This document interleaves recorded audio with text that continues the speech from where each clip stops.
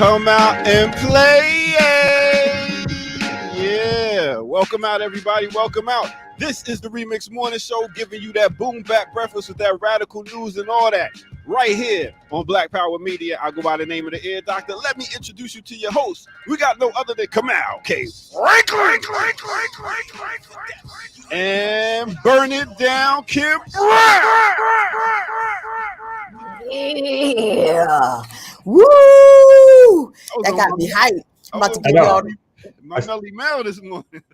About to give you the Randy Macho Man Savage this morning. Ooh, yeah. That was the man. Did he die? Oh, yeah. Oh, yeah. Oh, yeah. After making a career of beating his wife, he died.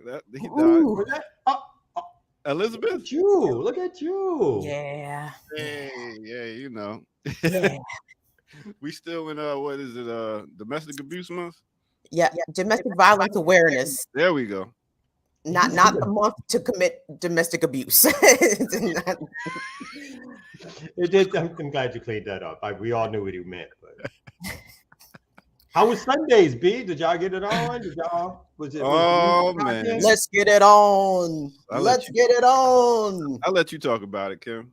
Ooh, it was a time, Kamal. You are missing out. You got to go back and rewatch this past episode of Sundays, The Doctor's Office, featuring yours truly. We talked about Muzak, the musical influences across my lifetime, and it was great. Shout out to everyone that came through, that watched, that participated in the chat.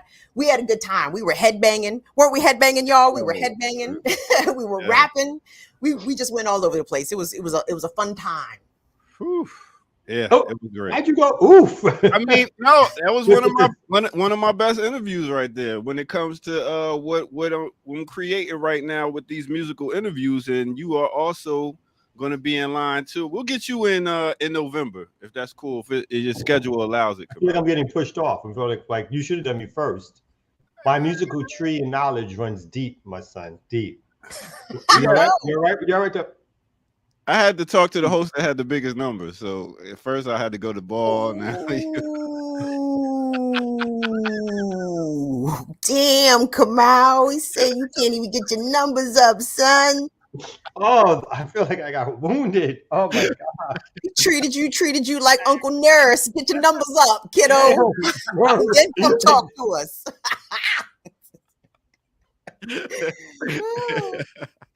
Oh man, it was good, man. How was your weekend? Oh, it was great. For me, it was BAP all weekend. BAP. BAP had a conference in Atlanta. Mm-hmm. I got to meet some of the beautiful people up in the chat. Ricky Ryan, I got to meet for the first time. What? Ricky was a little standoffish. I had to make Ricky. I was like, I had to reach in and be like, Ricky. She was like, not so much, B. She's like, that's Maryland, dog. Maryland, that you need to keep your distance. She's like, just because you see me on screen every now and then. You don't know what I'm saying? But it was a pleasure. You got who else are like other folks? Unfortunately, Jackie didn't make it. Ajamu was there. The whole BAP crew, Nefra, who's always in the chat. There's a whole bunch of folks that came out. I see Dr. CBS up in there too. Dr. CBS was there. Dr. CBS was there. It was a pleasure. In fact, Dr. CBS later for Community Movement Builders did a special talk with us and other organizers from Atlanta, and that went off really, really well. So it was really cool, yeah. And you was on another channel. But this dude was just interviewing all weekend. Go ahead, tell him. Yep. I was on, Revolutionary Blackout News. They had us on. I did local media. Apparently I'm a little media hoe this last 10 days and shit like that. I've been all over the media doing little things like media hoe, like, hi, hey, interview me, hey, I got something to say, hey, hey ho. Yeah. So it was a busy time. And then tonight we wrapping it up with a special town hall. I think we might broadcast it. I'm not quite sure yet about the technical stuff. We're doing a special town hall tonight, live in person. Stop Cop City Town Hall for everybody who's in Atlanta. We're going to try to see if we can get it and play it someplace. But for anybody in Atlanta, come on out. Little 5 points. I'll put the information up for folks. We're trying to stop Cop City. We expect dozens of people to come out, if not more. So we are excited about it. People have done canvassing, put out the good word. We expect the cops to show out.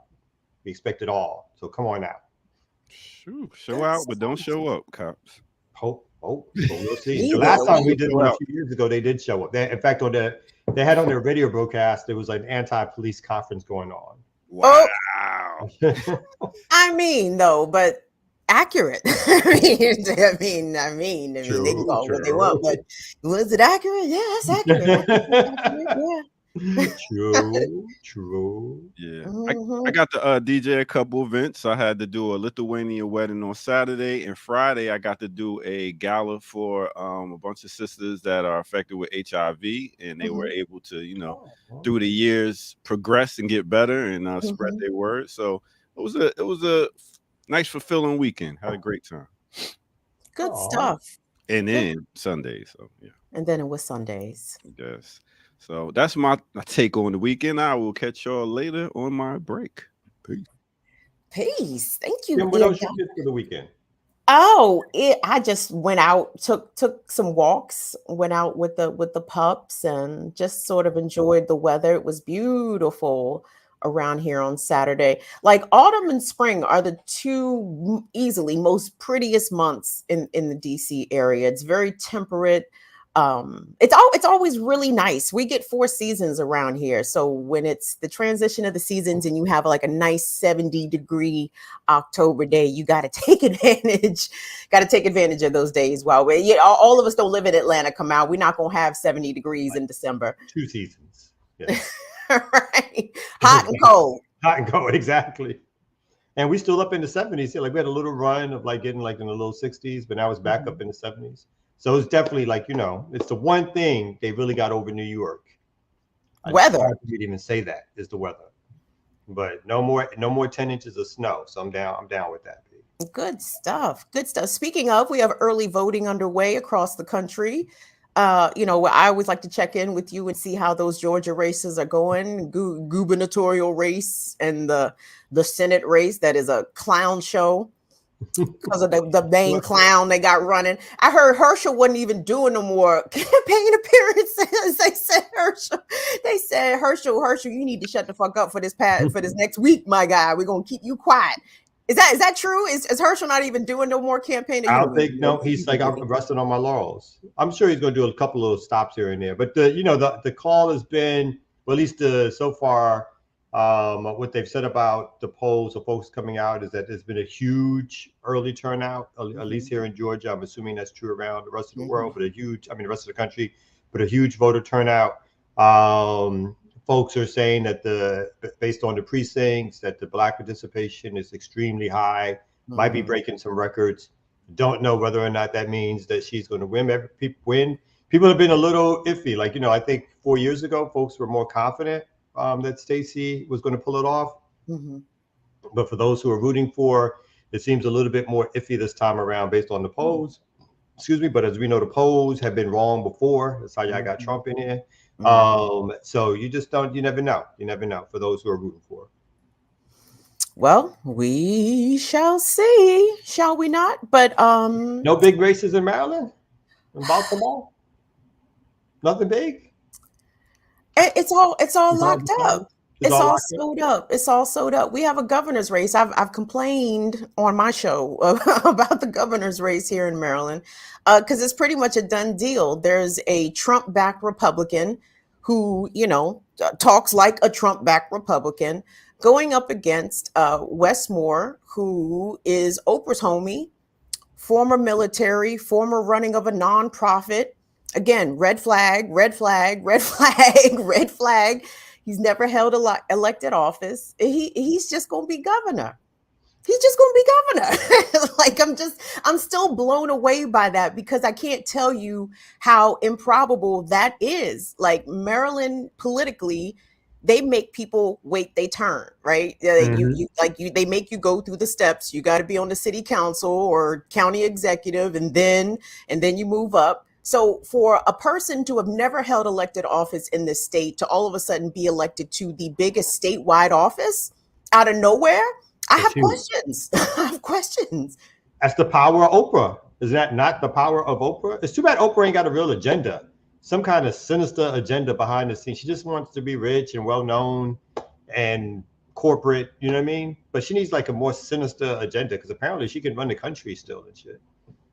She just places people. Exactly. Right? But she got like, the Koch brothers, they got all that money. They got like a real agenda. They try to tear some shit down. I don't know what her, except again, the corporate largesse, which is enough of an agenda, of course, keep capitalism rolling, But I wanted to have something more, not that that's not sinister enough, don't get me wrong. But I wanted to be more like, I'm Oprah, damn it. I run this bitch behind the scenes. I don't know that. So let me say this here, and I'm gonna say it on my show too, just for it's there, so it's there on the record.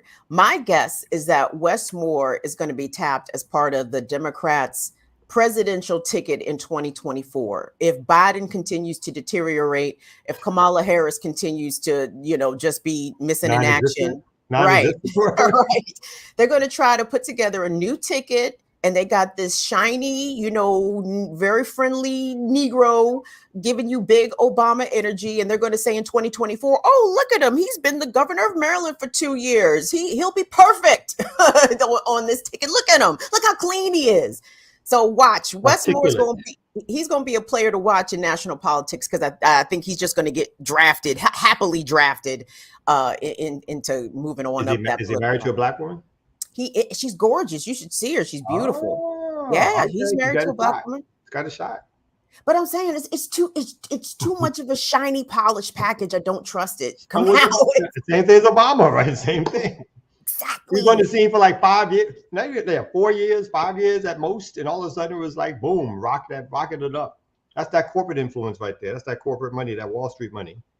Let's not get crazy. Let's keep it clean.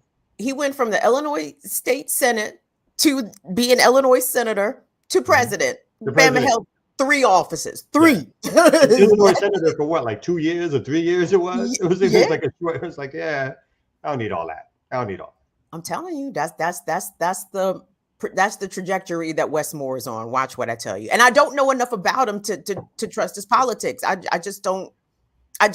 So, but the fact that he's former military, he used to run a nonprofit. Red flags. You know what I'm saying? Red flags. I am red flagged up. It's Obama 2.0. But I love the fact that you predicting the same. I'm like, Biden is going to die in office. Oh, shit. I'm just laying down. I'm laying bets. But you got 2 years. He said I'm laying bets. I'm 2023 June. I think I put down June 2023. That's like 7-8 months. I don't think he's going to die, but I think he might not be mentally capable of still holding office. Like, I think capable before? No, he was not. Joe Biden's out here shotting out dead people. It's crazy. You saw that the dead congressperson from Indiana. He's like, "Where's Jackie? Is Jackie in here?" And they're like, "Sir, Jackie died. she's not here." So anyway, it's a madness. But I love to see the fact that the UK is also falling apart too. So it's like, oh, good. Look at all these empires hopefully crumbling right before our very eyes. Yeah, I know. That's going to be one of our first stories. When we come back, that new prime minister they got, the new multi-millionaire prime minister. But it's okay because he's a person of color. Oh, that's the United States one. What's the British theme? I don't fucking know. I'll give it for you. Stomp Africa. I don't know what the theme song is. Something silly. But anyway, speaking of, you guys, let's go ahead and slap the map and get into some news. No. You're doctor. You're doctor first. Oh. Wow. Like, how long we been doing this, Kim? Sir? You know, we come on, we chit chat, we chop. And he comes on. It's all in a bunch. He does a break. A weather report. Get the chop. And then we slap the map. My bad. Hey, I got 20 on him getting dementia by March. By March. Full out dementia. All right. So all bets in? We good? All bets in. Cool. Only because Joe Biden is such a deplorable character, am I comfortable accepting these kind of bets on people's health and will they live? Now, Joe Biden has done enough that I'm like, you know what? We can take bets on his quality of life. Why not? Hey, come on! I see your New York people gave a proper welcome to Ted Cruz the other day. Came to I didn't see that. I didn't see that. He came to What a they do? baseball, a bunch of middle fingers to him. I love it. The New York welcome, boy. I That's tell what you. I'm talking about. Yes, and the Astros responded by sweeping that ass. Big up to the Houston Astros, by the way, managed by none other than Dusty Baker. Let's go, Stros. Let's go. Managing? Easy still managing the hell out these boys out there. Come on, you know Dusty Baker's a genius. Like, speaking of Dusty is 99 years old. Damn son. He need to retire. He's got to make some good money. He's won some World Series and all that shit now. Hey, put him next to Joe Biden. You will see clearly that black do not crack. Hey, big up to all the moms that name their sons Dusty. That said, let's go ahead and take our next break right here on the Remix Morning Show.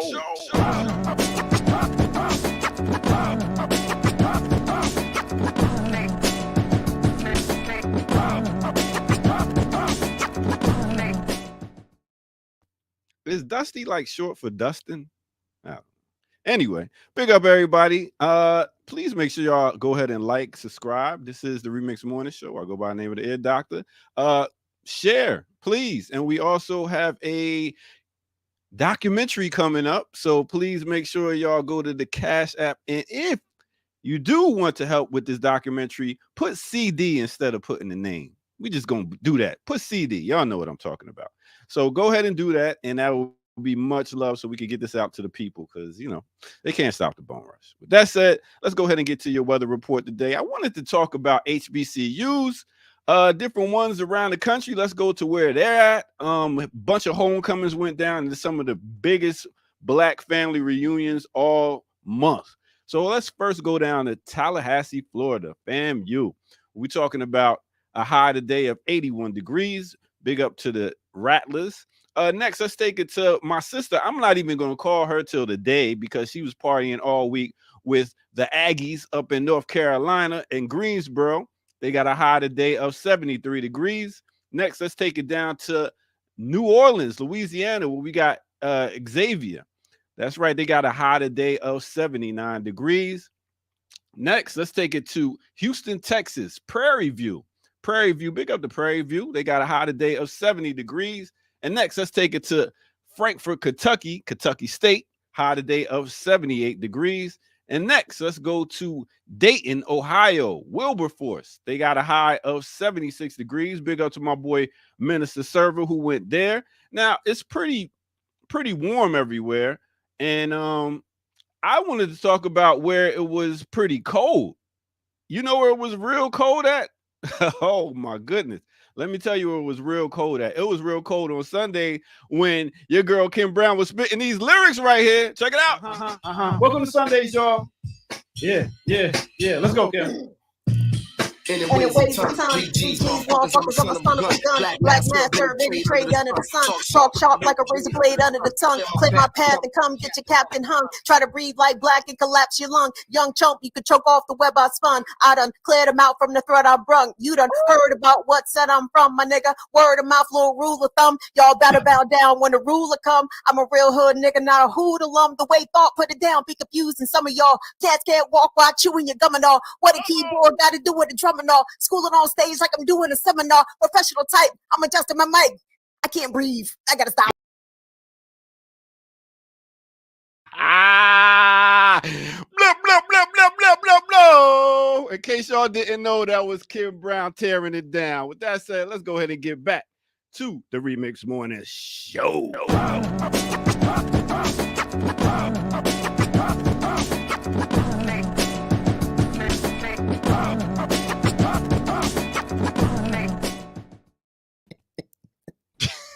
Rhyme, y'all. I don't care what nobody say. You had a career. You didn't have to write your lyrics. Somebody could have wrote your lyrics for you, but you can spit, B. You can spit. You got breath control. You got flow. I mean, it took you a second to catch up to that, but when you caught up to it, It was fire, B. It was fire. You got some skills. Can I bring up my homeboy MC Spice? MC Spice used to tell me this years ago. He was like, "Yo, B, he like, let me just write for you, man. You could just spit." And I'm like, "But that's not authentic MCing." Here we go. I guess we could have had a career writing singing other people's lyrics, rapping other people's lyrics, but That's not what rap. go-go music is. No. What y'all say? That's some old school dead ass shit. You can spit. That's a talent, B. If somebody needs to write that, then that's fine. But you can spit. You lost one on that. I'm happy for everything that you've done, but I just mean on the side, you could have had a side hustle. You could have spit. You could have been the original Lil Kim. You know what I'm saying? For real. Not for the age factors. I'm not sure you would have been the original, but you would have been Lil Kim, the other Lil Kim. The original Lil Kim, some shit like that. I might have to write something for Kim, yo. Son, she can still do it. Here's the problem, though, but you got to write it for me. Like you can't write like Biggie wrote for Kim. He wrote what he would like to hear a woman say, not necessarily what Kim wanted to say. Now you're trying to have control over it. That's not. We don't want you to do all that. We just want to put you out there to spit, girl. What's wrong with you? Little Kim done put too much women empowerment stuff in her mind. Now she trying to run the show. We'll pick out the outfits and man, don't you worry about it. Just spit. Then Golly's in the house.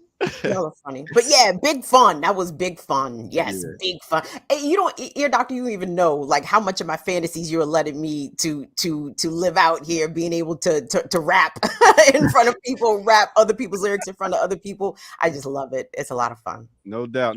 And now y'all get ready. Kamal's coming up next month. All right. So I'll catch you on the next break. Peace. So wait, before we do the news and all that. Yeah. So this is unusual, but I just love Jared's Black film pitch, and I don't think enough people have seen it yet. Do you mind if I play it? No, go ahead, please.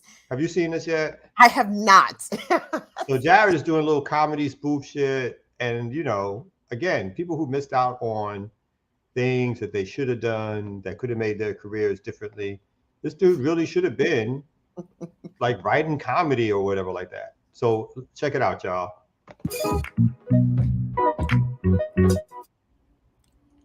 I mix what I like.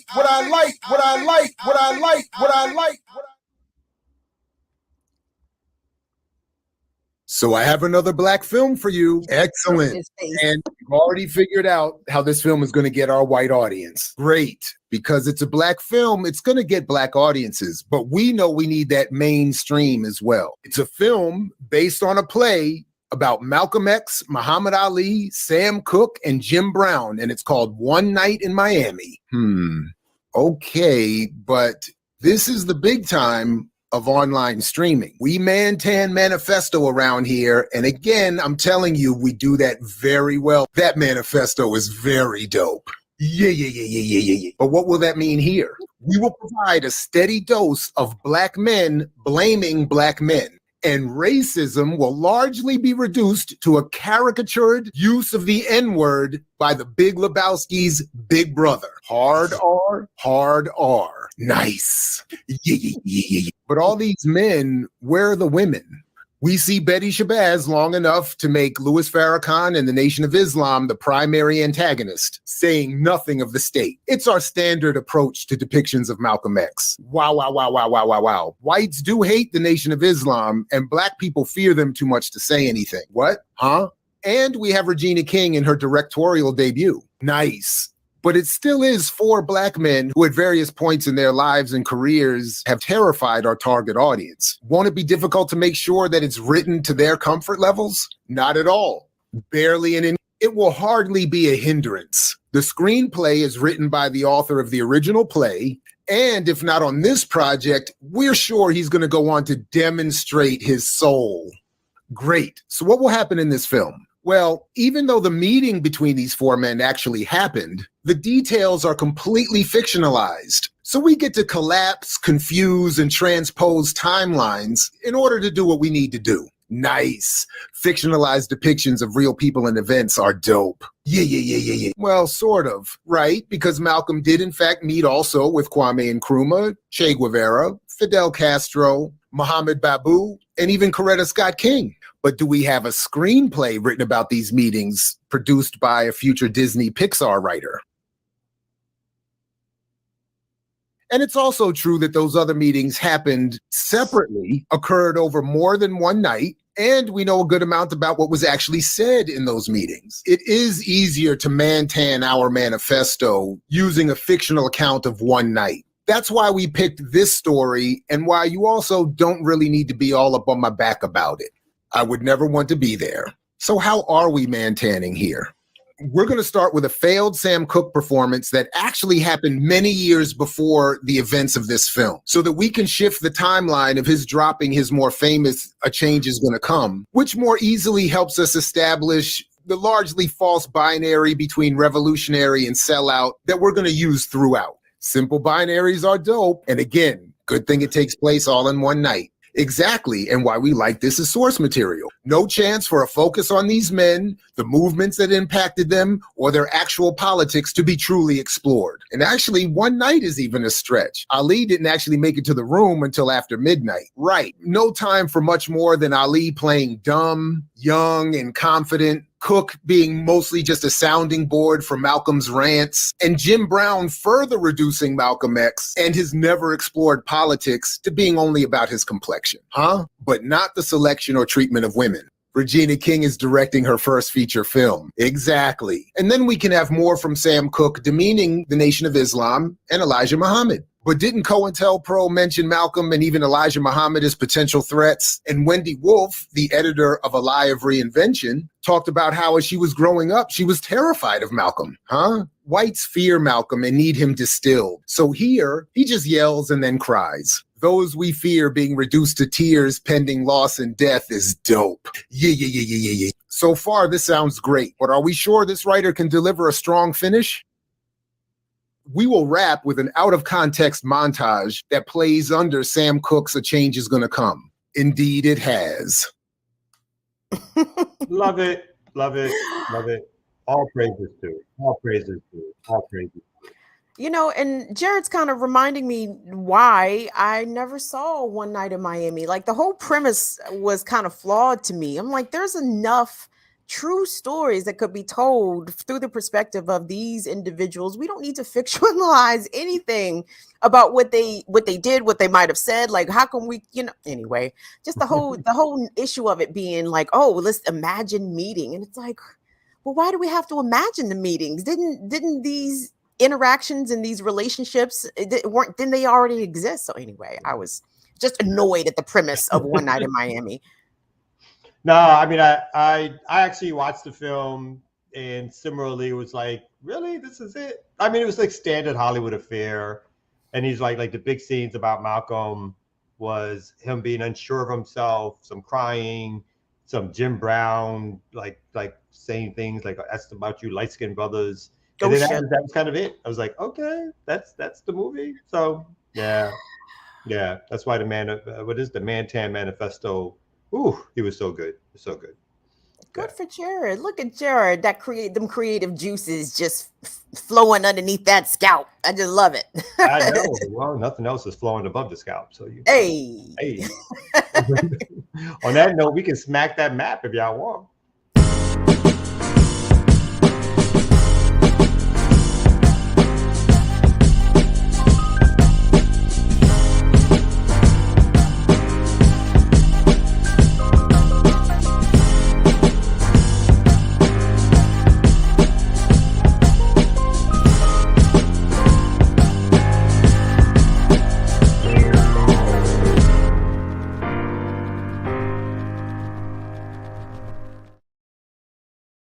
Welcome everybody to the Remix Morning Show on this good Tuesday, October 25th. Kim Brown, Kamau Franklin, Ear Doctor playing the cat.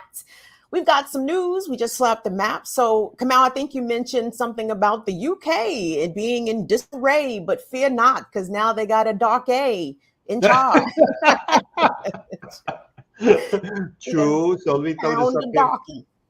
Let me throw this up here for everybody. So there is a new unelected prime minister, the best kind, of course, for England. Let me see, where's that? Oh, here we go. Rishi, I thought the Bama's name was Richie at first, and then I saw it spelled out. I was like, oh, it's Rishi, my man Rishi Sunak. That's right, set to be UK's next prime minister.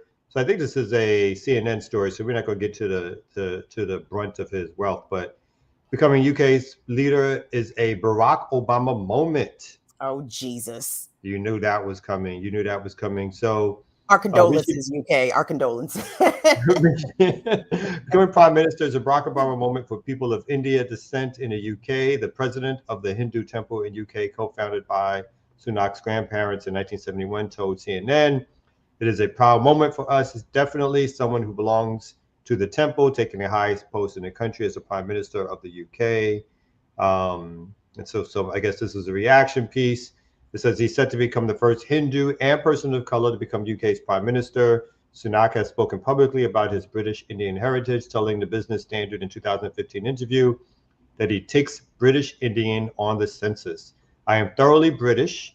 This is my home and my country, but my religious and cultural heritage is Indian. My wife is Indian. I am open about being a Hindu," Sunak told Business Standard. And so what this article doesn't talk about is his incredible wealth.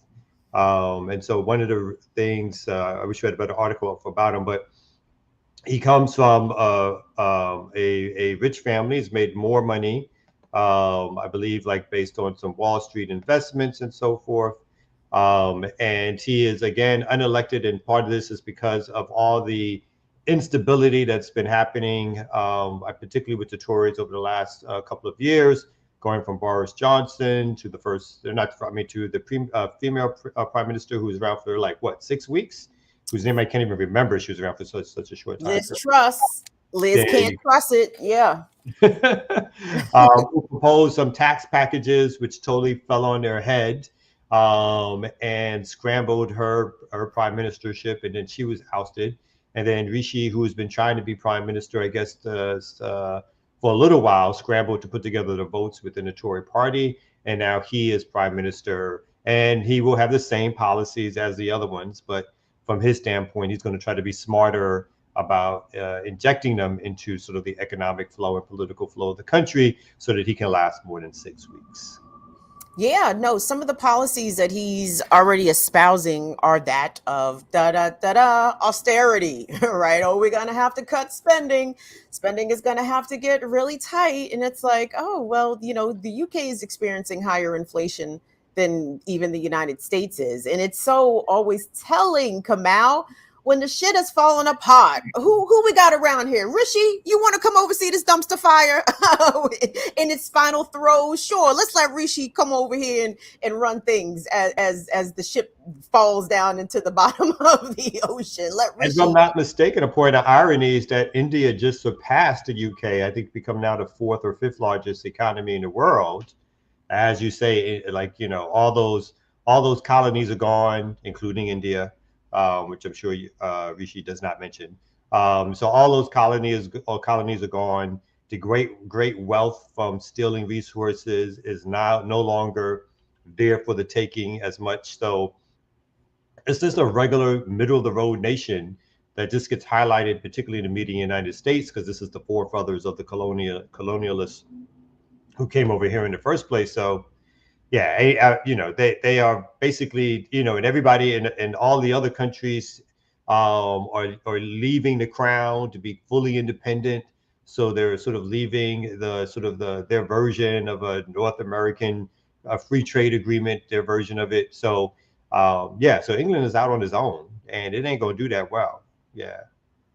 There's been a number of protests in England protesting a lot of different stuff. There are some protesters who want the UK to return to the European Union. I'm sorry. So that's one of the protests. They're like, wait a second, no, Brexit actually is bad for us. This is actually harming our economy. Maybe we should consider rejoining the European Union. So there were protests for that. I think university workers are striking in mass, and the possibility of the rail strike, I think, is still looming. No, England is in an interesting place, and I think that we're getting a big blackout on a lot of the protest actions here over, happening over there. They're not reporting about that here in the US. But also one more thing about Rishi Sunak that I think is interesting, in listening to a Black British podcaster who I adore, Kelechi Okafor. Y'all know what it is. Say Your Mind podcast. Go subscribe, Apple, iTunes, and Spotify. But Kelechi was talking about how, the racism of Britain obviously has never been latent. It's always been very, obvious. But with this brown man being selected for prime minister, she says that the racism is really going to jump out, because this idea of Britishness, who is British, who isn't British, is going to come screaming to the fore. And it was interesting that you read that in his statement. He was like, no, I'm British. And the British crackers are like, no, you're not. No, you're not. You eat curry, don't you? We don't eat curry. I agree. I think they're going to have their own Obama moment, because remember, it was the election of Obama that brought the whites to hysteria. And that's when they already had the guns, but that's when year after year, there were record-breaking gun sales. Every year during Obama's time period, it was like, and another year record-breaking gun sales, and another year, and another year. And eventually, it got us to Trump, because you're right. The whites are now, this is even bigger than like sort of a too much immigration in some ways. Because it's like, this is the outcome of too much immigration. It doesn't matter if he was voted in by like again, he wasn't even voted in, so I can't even say that. But so this dude is going to, he's going to cause that kind of that back and forth around the legitimacy of him representing England. And I think this puts the so-called Labour, which is their sort of left liberal group, in a funny position, because this means the first person of color, which means it is coming from the Conservative Party. So i.e., imagine if we were here and you had a conservative Black person like a Clarence Thomas be the first Black president. And so how Indians will react, I have no idea what the sort of liberal temperament of Indians are in Britain or not, or what, whether or not they have similarly sort of breakdowns around race and liberalism versus conservatism. But so it's going to be an interesting milieu of activities. And I do think that once there is starting to be a vote and the sort of like more and more, like you said, hysteria is going to come out on that white side of it, like, we don't want this to happen again. Yeah. And I think also, getting back to the protests, I think part of the protests are going to be trying to push for a general election. That, like, it's the temperature I'm getting from some Brits is that they don't like that the Tories keep getting to pick new dickheads, right? Like, you just picked a new one, from Boris to Liz to now to this one. So what's up with a general election? It's overdue. And apparently, the UK has been under majority Tory rule, more so than the Labour Party. Like, I think over did I hear this? Over the past 100 years, I think Labour has only been in power or had a Labour prime minister 22 of 100 years. And aside from that, it's been the Conservatives running the ship, running that bitch right into the ground. So it's like, well, keep up the good work, Tories. Y'all doing a great job. We love to see Britain fall down. True that. True. I got some stories from you. You want me to put anything up in particular?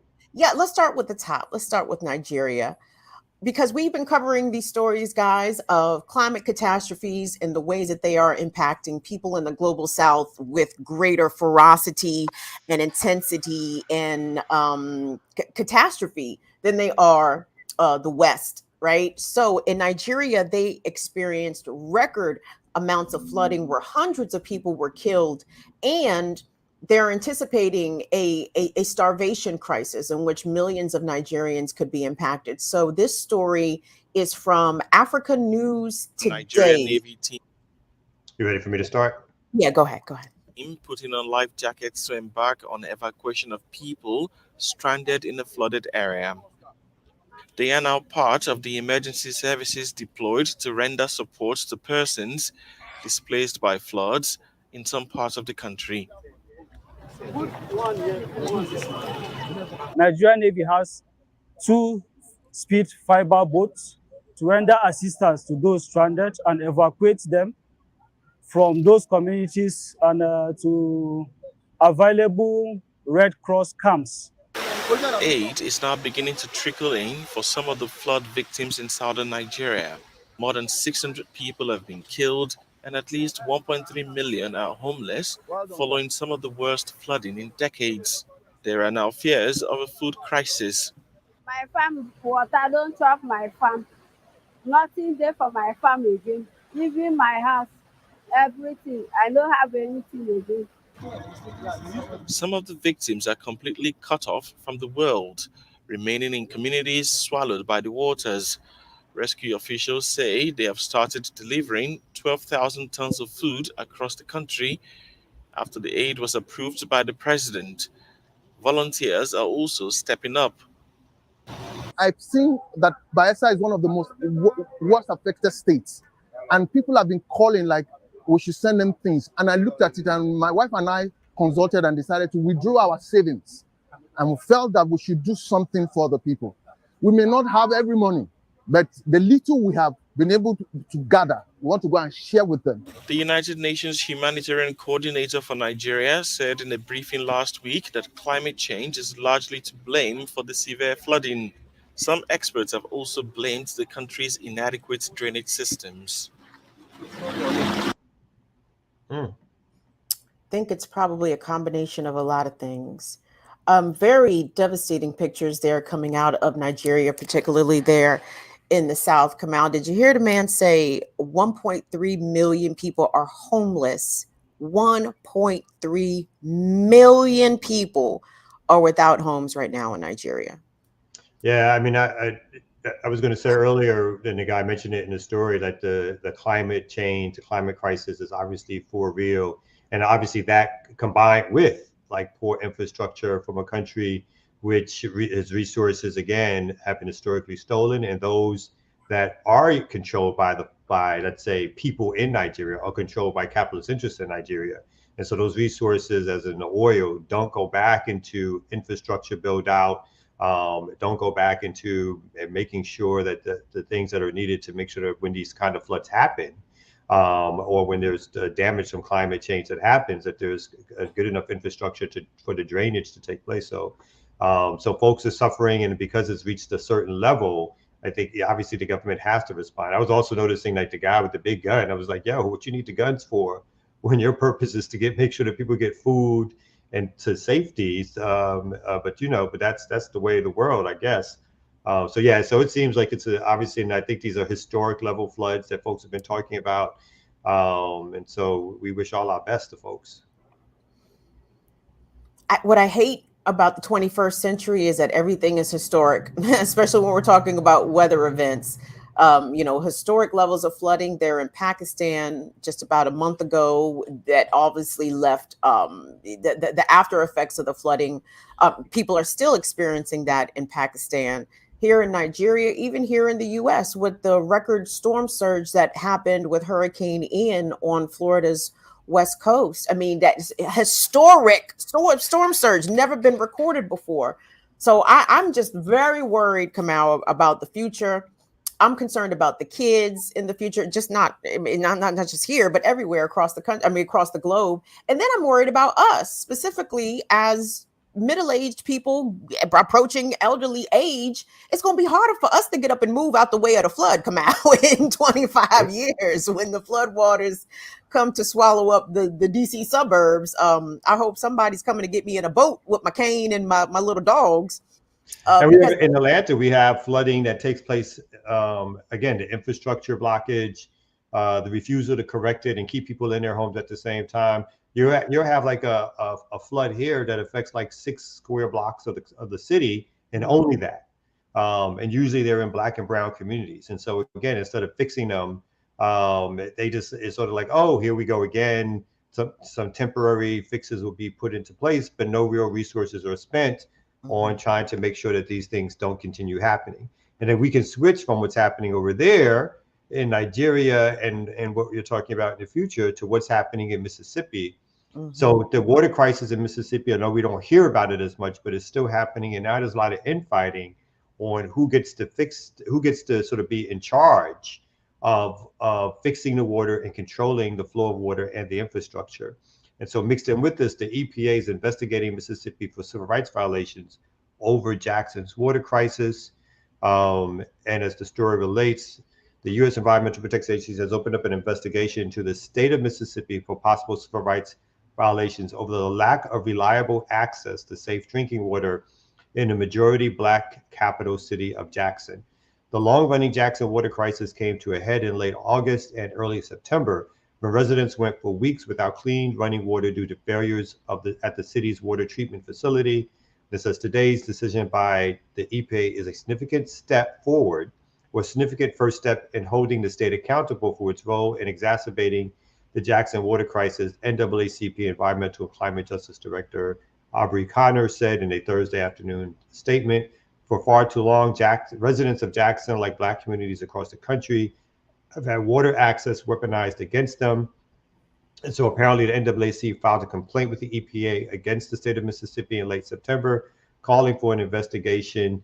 And so finally the EPA has opened one up. In a letter today, the EPA said it was accepting for investigation the NAACP's complaint, along with the Office of Environmental Justice.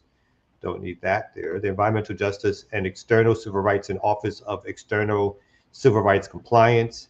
It says even when Jackson residents have running water, they often experience prolonged boil water orders, such as the one that began a month before the late August water failures and continued until mid-September.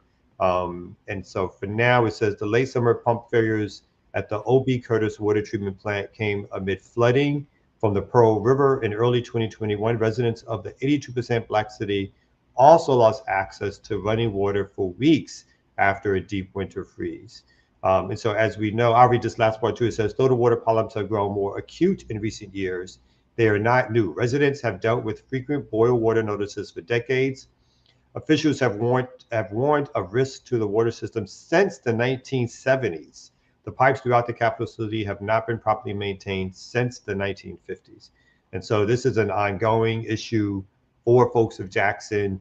As we see what's happening in Nigeria, it's not new. It happens not only in majority Black places across the world, but majority Black cities here. And we can directly trace not only climate change, but again, what's pointed out in that story is that the state itself did nothing, has done nothing to correct or put real resources to fixing the infrastructure. And we know the reason why is because it's a majority Black city. And even this is slightly performative in terms of the EPA, because they could have done this decades ago. There's been so-called Democratic leaders in office before who could have easily have brought this before, but it's not until this crisis has hit ahead that now they're forced to do something, or people are putting more pressure to do something. So that's part of what's happening also, is that the federal government has not done anything, the state government has not done anything, and the city governments have not put enough pressure on the states to do anything.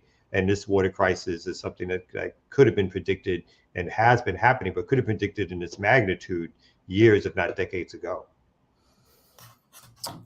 Environmental racism is real. Okay. Wait, hold on. Take me back to the top of this. So the local NAACP filed a complaint with the EPA, and then the EPA has filed something against the state of Mississippi. Do I have that chronology right? Decided to investigate the allegations. They opened up a formal investigation. Jesus. So they could have, I mean, my assumption is they, of course, could have opened up one on their own, and one should have been opened up decades ago. The city itself, my assumption, and again, my assumption is that they probably did do this, but I'm sure the city has complained to federal authorities. But even now, no one is putting the federal, it's going to be the state and the federal authorities who have the resources to fix Jackson's infrastructure. No one is claiming that the city has the resources to do it, but it's clear that the feds have decided not to, and the state has decided it will never do it because it uses whatever resources it has, not to fix up Jackson, not to improve the infrastructure of Jackson, but to improve the infrastructure of the surrounding areas, which are what? Majority white areas. I don't understand. Well, no, let me rephrase. I perfectly well understand, but why the federal government has not used something like eminent domain to come in there and take over the water treatment facility and the infrastructure surrounding, the drainage and all that.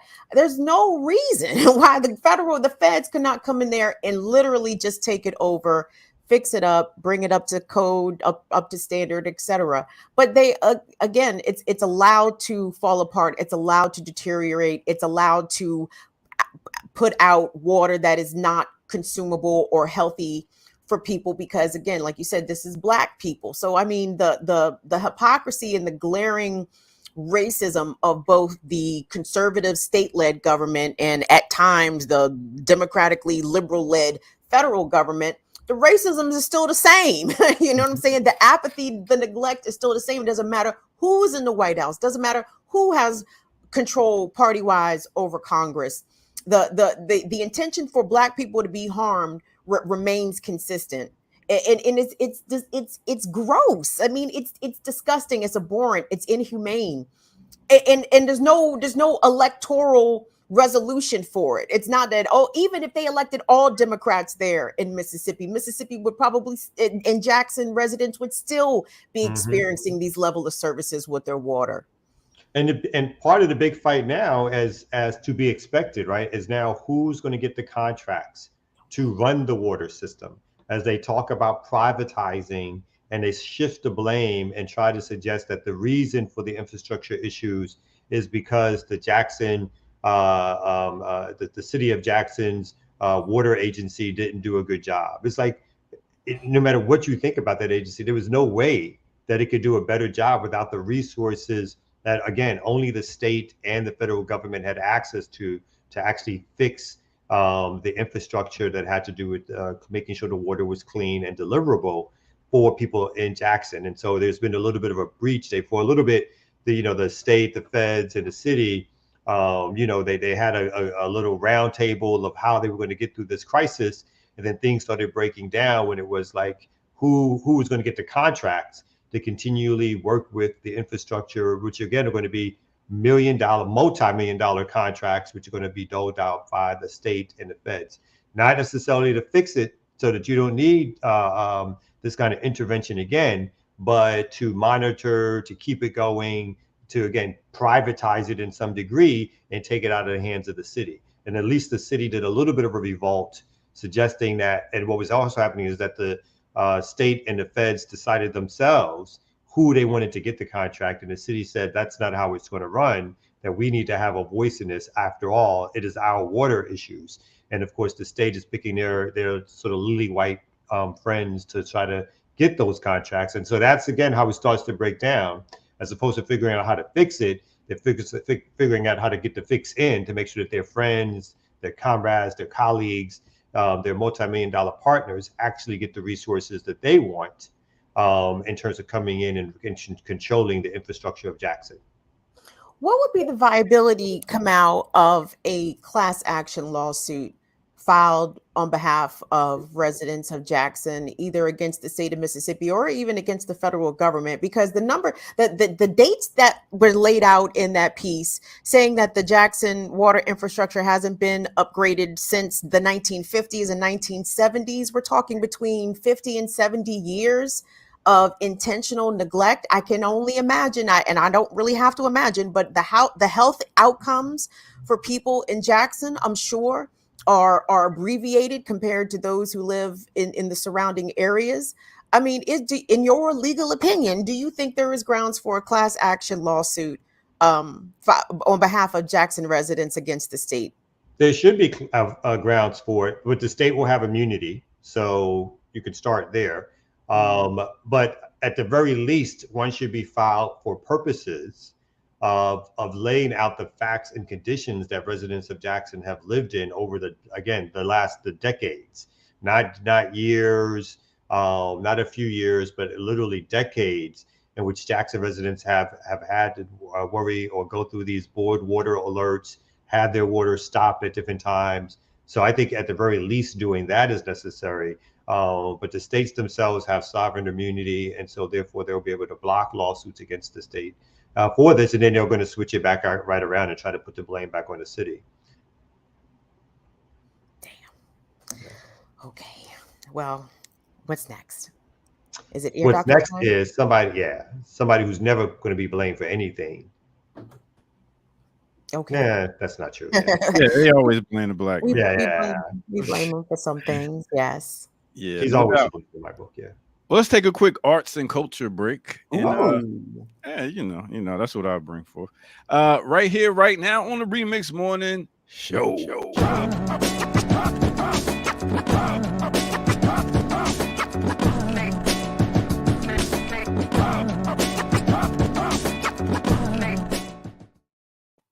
Big up, everybody. Big up, big up, big up, big up. Everybody out there listening to the Remix Morning Show. I go by the name of the Ear Doctor.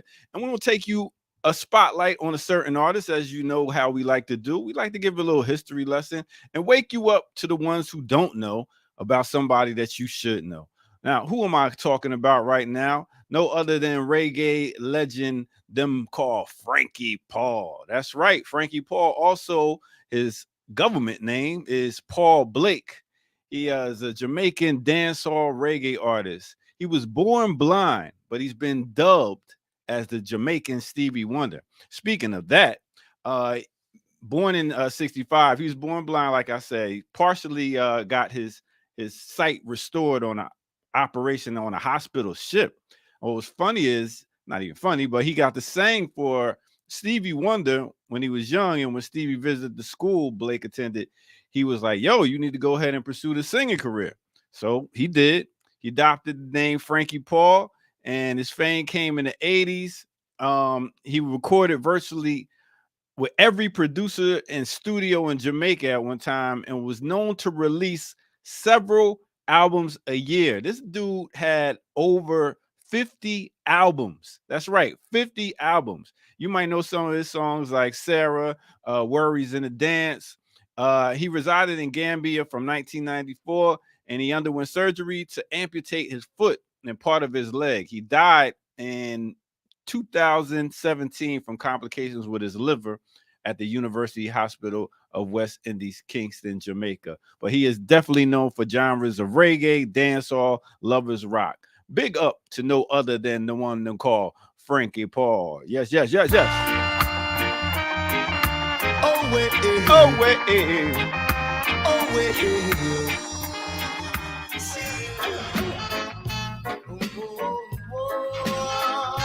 Yeah.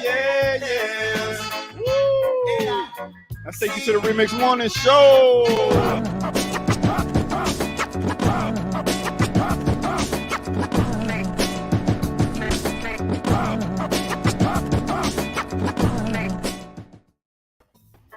Frankie Paul. Yeah. That's wild. Those musical connections. You know, Stevie has something to do with that. Right. That's wild. Especially being born blind and having, man, just the 50 albums. I mean, 7 a year. Come on, man. That dude was on beast mode when it was coming to writing and putting out music. Don't tell me what disabled people can't do. Don't tell me what disabled people can't do. Oh, disabled people can't make 50 albums or 7 albums a year. Come on now. We need to stop underestimating people based upon their physical disabilities or their mental disabilities. Whatever. People are capable of doing anything that they want to, so long as they have the accessibility to the shit, right? Like make things accessible to all, and you'd be really surprised at what disabled people are capable of putting out there. Mm-hmm. Man, I miss winding, going to dance halls and winding on some of the Worries in the Night. Worries tonight, boy. That right there, that take me back to the dance hall bumping and grinding in the soul downtown. I was downtown ATL. They had the Jaguar. They had all types of clubs. Man, oof. Brought you back a little bit. It took me back, man. I used to like even when we was talking about on Sundays about what raised you, and we didn't get to hear reggae. Like I ain't really get to hear reggae in Jersey till I really got out in the streets. When I got out in the streets, that's when I heard it. My cousin put me on to Yellow Man and all types of stuff. And I was like, word. So yeah. Who was that? Leah? Was that you in the chat on Sunday? Asked, she was like, where's the reggae? I did not get exposed to reggae until at least middle school. And it was only because of the radio that I even got exposed to reggae. Like, that's what I'm saying. Y'all spicy Negroes. Y'all don't know how good y'all got it with the, having other cultures easily accessible to you. I didn't know nothing about Caribbean culture, nothing about African culture in terms of, music or whatever, until I got older and got out of, where I was. So, yeah. New York, it was just all mixed up in there. Yeah. Like, that was just that, there was like the segment for this, a segment for that, a segment for this, a segment for that, or all night one thing. And then in addition to all that, in addition to what was just happening in the clubs in the streets, the radio, for the most part, was relatively speaking friendly to playing like reggae artists and music and dancehall stuff. And some of that stuff, like, back in the day, just exploded once it got on the air And so there was always space in New York for that. I think you're right. That had to do with the population influx, Mhm. folks mixing and doing different things together and all that kind of stuff. Folks partying together. So yeah, it got down like that in New York. Andy, it is worries in the dance. Well, back in the day, I used to say worries in the dance, worries tonight. You know how we don't be knowing the lyrics and we just make our own. But yes, Andy, it is worries in the dance, but it should have been war. But I'm glad they didn't have a war. No, that's an interesting thing about New York, because the people that I met from New York when I was in college, they'd be like, well, where are you from? Or where are your people from? I'm like, Virginia. And they'd be like, no, where are they from? Virginia. Like, where are your people from? All my people from Jamaica, from Trinidad, from here, from there. I'm like, oh, see it. That's just a different Black American experience. Yes, because anyway. That's what it is. And that's your break for the day. I'll catch y'all later. Peace. Ear Doctor, thank you, y'all. It's the Remix Morning Show. We are still here rocking with you. We just had the Ear Doctor step in. We Kamau and Kim holding it down for you as best as we are able. If you guys could do us a favor and please give the video a like, a thumbs up. If you've not already subscribed to the channel, take a moment to do so. Look at us over top of that 20,000 barrier, that bar right there. Kamau, we just jumped right over that shit. Over that, we all the way up to 21,000 now. It's all over 21,000. Yeah, I may be making that up, but I thought it was. I was about to say, I thought I saw 20.1, but okay. We closing in on 21,000. What? Let's get him. What? We doing that? Yes. So, guys, we appreciate all the support. We appreciate, y'all know I've said this before on my show. My love language is loyalty, and I have to say the remixers have been extremely loyal. We've been doing this almost 2 years. Come out, is it like a year and a half and some change? A year and a half, B. It's been like a year and a half of doing this. That's crazy. A year and a half and be getting up 3 right days a week for the most part. Not always, but mostly. This was Jared's idea. What was your reaction when Jared brought to you the idea of the morning show? He was like, yeah, we're going to do a morning show. I'm like, oh, that sounds cool. He's like, yeah, we're going to start at 8. I'm like, in the morning? 8 a.m.? Are you sure? Yeah, I wanted to do it 5 days a week to start off. But it's like, whoa, buddy, let's do that 3 days a week. Right. Let's do that 3. Let's see how we feel. Yes. But we still may, one day we still may expand. We just got to make sure that we got enough hosts who want to come on a regular basis to keep it moving. Yeah. I think the spice adds to the show and stuff like that. So there's still a possibility that we might expand to 5 days a week. I ain't gonna be here no 5 days a week, but we might expand to 5 days a week. That's still a strong possibility as long as we keep getting that support, that love, those resources. I think we should have a morning if 5 days a week is potentially, they being discussed. Remixers, y'all should have your own day. Like, I feel as though there should be 2 to 3 specific, chat loyalists who come on and host the show once a week. I agree. We've been asking folks, because a lot of the folks in the chat, particularly the active chat folks, are actually organizers. Right. So these are folks who, they're not shy folks. So these folks out in the street, they're talking to people. So no, we've tried to figure it out a few times, but scheduling has always been an issue for folks.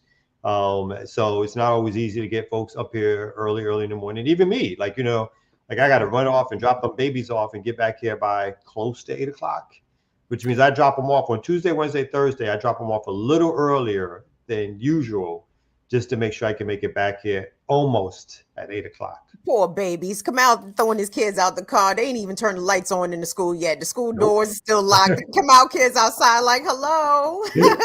shivering when it starts to get cold. They're like, is there going to be any adults?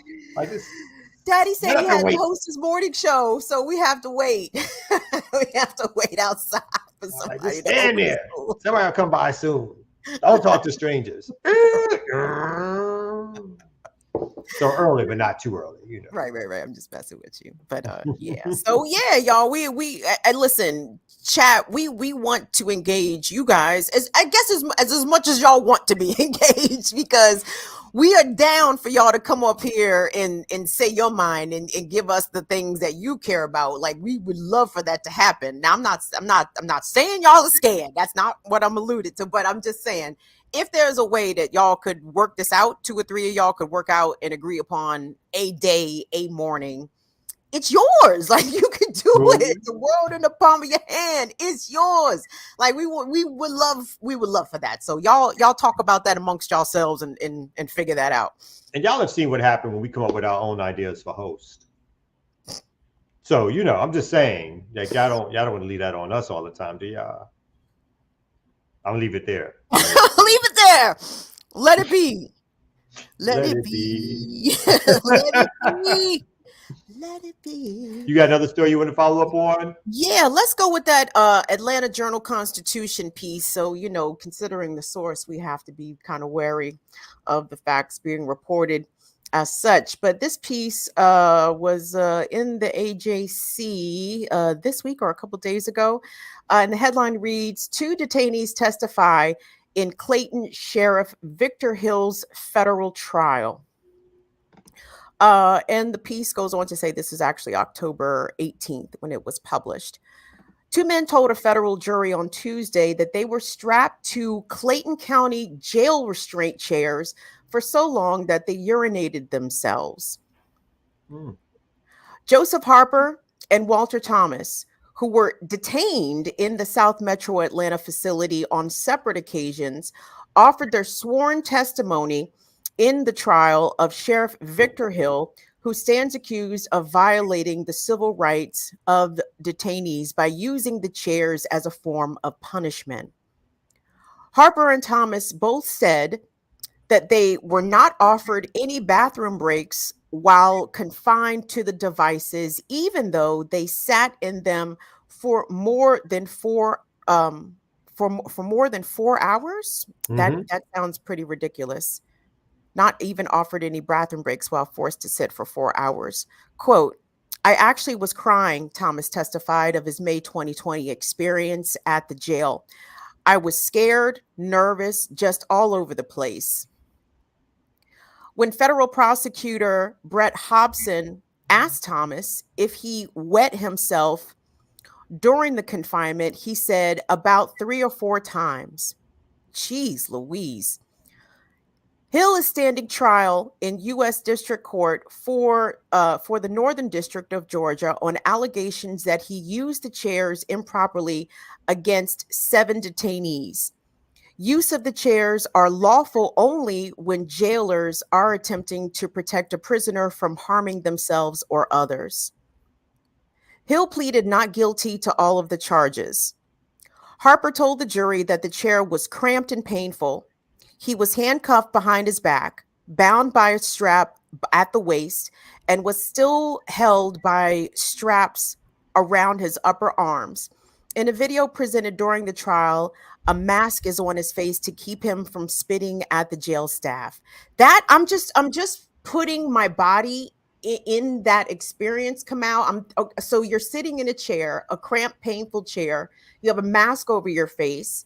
You're handcuffed behind your back, and you have a strap holding you by the waist in the chair. Like I'm starting to feel my anxiety creep up just imagining that. No, it's pure torture. Yes. So Mr. Harper said it felt horrible. This is what he told the jury. He said, I had to use the bathroom on myself twice. He said I couldn't hold it. Drew Fielding, who is an attorney for Hill, focused his questions more on the activities than that got the men arrested instead of their experience in the chair. Thomas was arrested after being pulled over for speeding, with the Georgia State Trooper finding a controlled substance and a small amount of marijuana in the vehicle after smelling the drug in the air. Oh, there we go. The pretextual stops, the smell of marijuana. The Miami native was also driving on a suspended Florida license. Mr. Harper was arrested in April of 2020 after threatening his sister because she would not cook him eggs, and later eluding the police after leaving the hospital, where authorities had taken him after he faked falling unconscious. Harper is also serving a 15-year sentence for aggravated battery and false imprisonment charge for hitting his father with a hammer. Finding pressed Fielding pressed both men on inconsistencies in statements to the FBI and other authorities about what they told the court on Tuesday. For instance, Harper pretended to be unconscious twice while he was confronted by Jonesboro police who were trying to arrest him, but admitted in court that he was faking. He later told the FBI that he had been swung into a railing and that's why he fell unconscious, and that was also a lie, Fielding said. Really, it doesn't even fucking matter. Like, regardless of what the reasons that these men found themselves in police custody, the fact that they were forced to sit with the inability to get up and use the bathroom for hours is the problem here. So despite the lies, Fielding said that the FBI has never charged him for telling them untruths, which is a federal offense. Fielding also challenged Thomas on whether or not Trooper Antonio Gonzalez, who testified during Tuesday's proceedings, had told Thomas how fast he was going, or if a trooper had been rude and uncooperative, as Thomas claimed that to the FBI.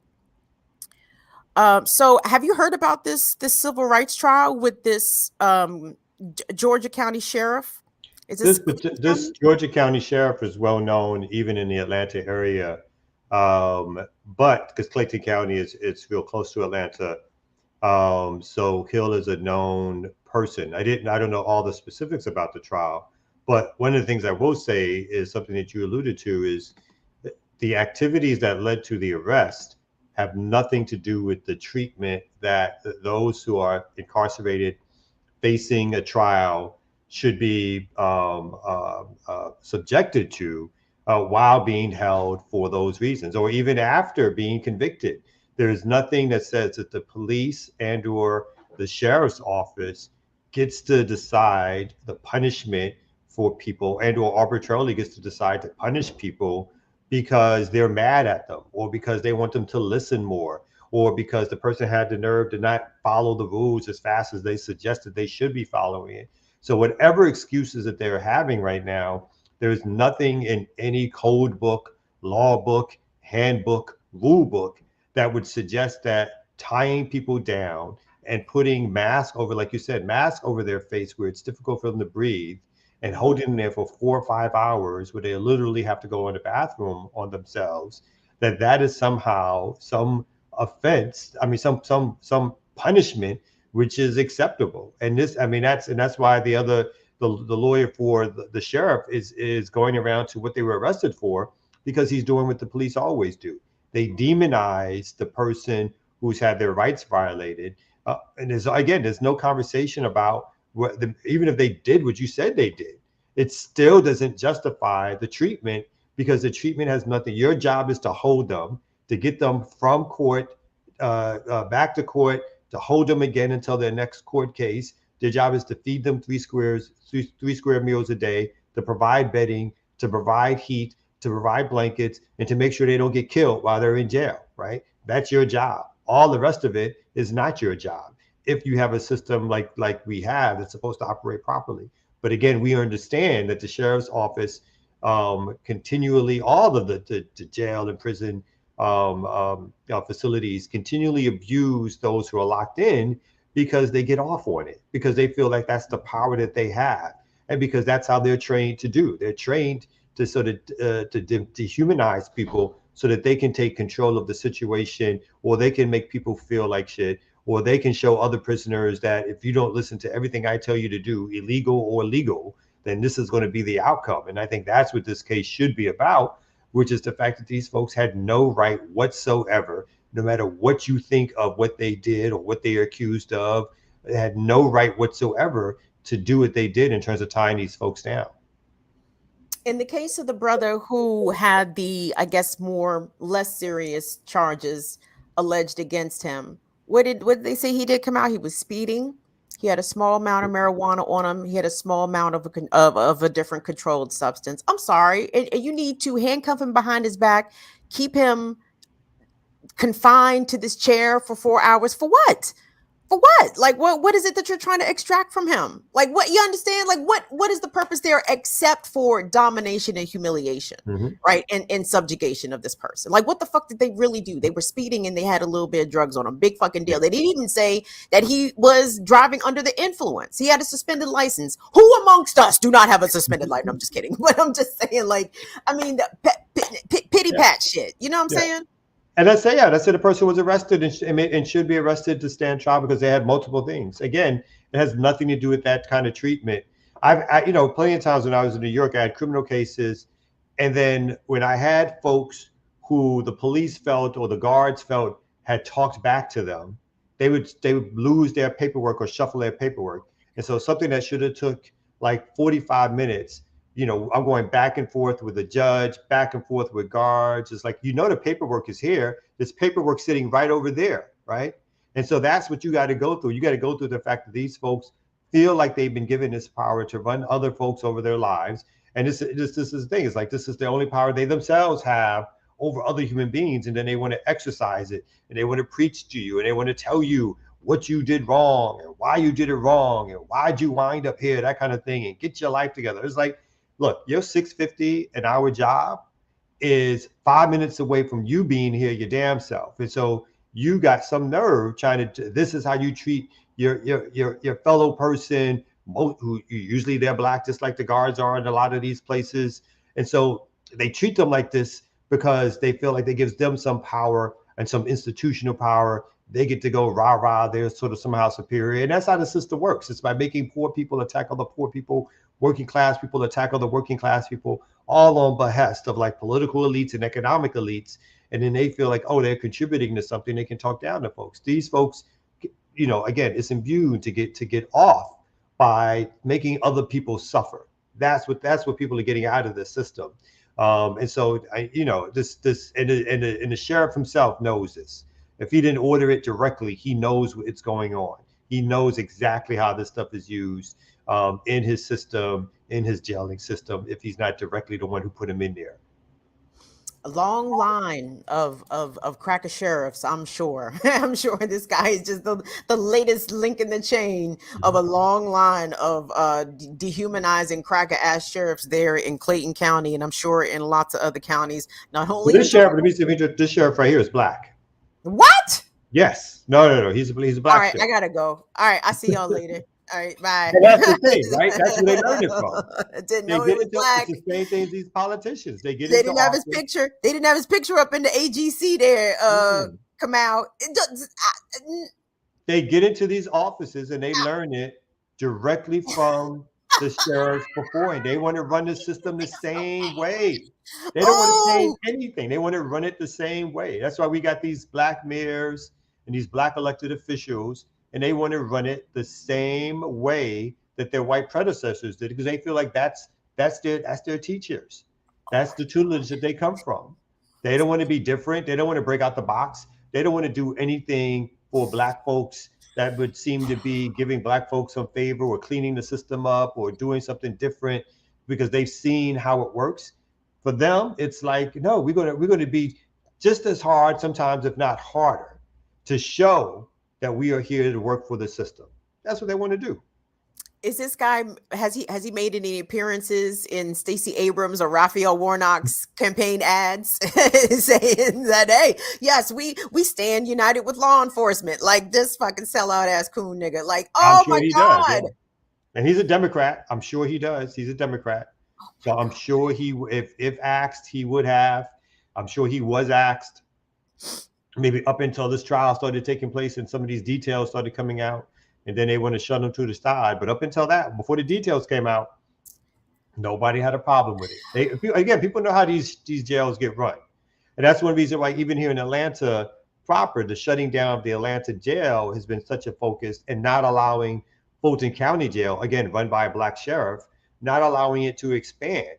But again, the black mayor and the black sheriff have cut a deal to reopen up the jail in Atlanta and allow the Fulton County Sheriff's Department to put over 700 new inmates in the jail in Atlanta, which now had less than like 30 inmates. It was ready to be shut down, promise after promise to shut it down.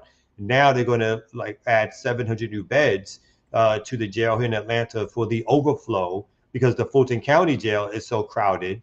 And the solution, as folks who have gone in and done some studies of what's been happening in the Fulton County jail here in Atlanta, is that the solution is not to expand jail space. The solution is to either give people lower bail, no bail, and or drop charges because they've already been sitting in there much longer than even if they were found guilty of the charge that they would have to serve. And so these folks, remember, jail is when for the most part, is when people who have been charged with something sit there until their charges are heard in court.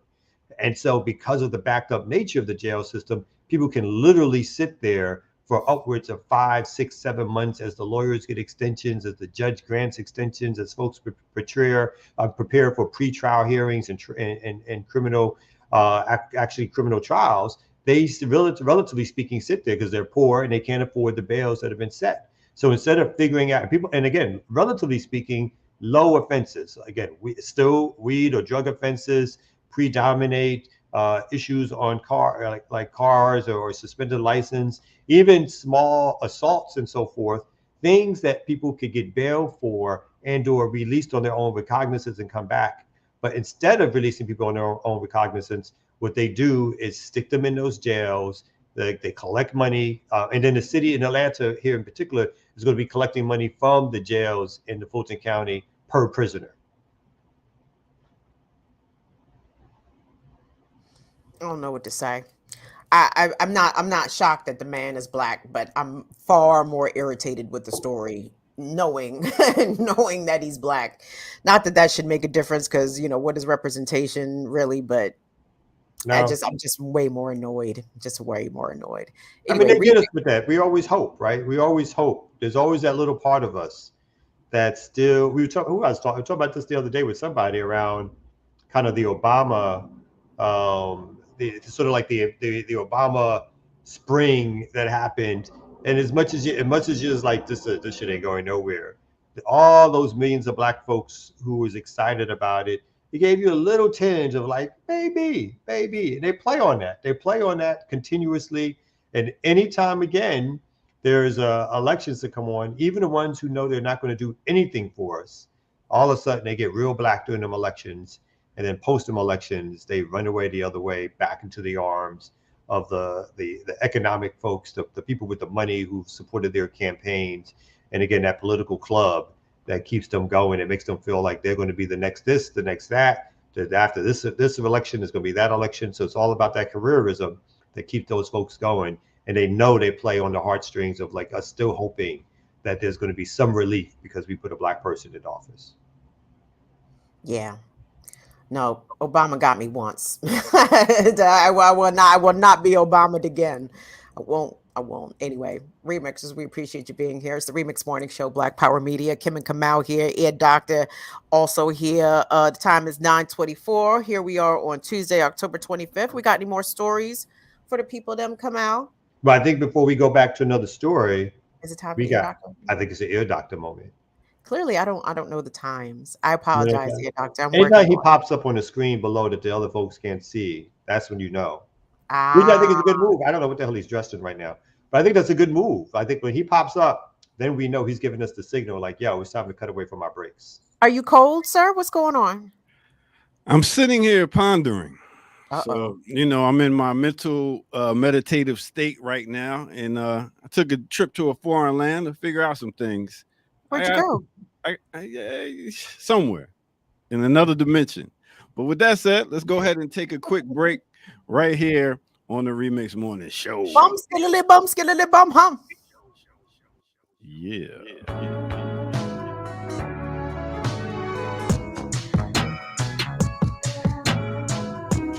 Remix Morning Show. Remix Morning Show. Get your Remix Morning Show, Black Power Media gear. Yeah. Get your gear at blackpowermedia.org. All right, boom. What's good, everybody? So as you see right now, I'm sitting here in my meditative state and I'm pondering something. I'm thinking about something. yesterday we had a chance at the Black Man's Lab to talk about how Black men are perceived in this world, how they're looked at, and how we react towards other people due to how they already feel who we are. So I had the thought,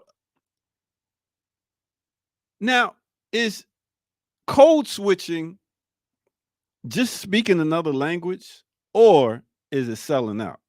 Now, when I thought about it, I thought about, when I go and do certain events and gigs with a lot of Europeans around, do I switch up how I talk? Or do I talk how I regularly talk?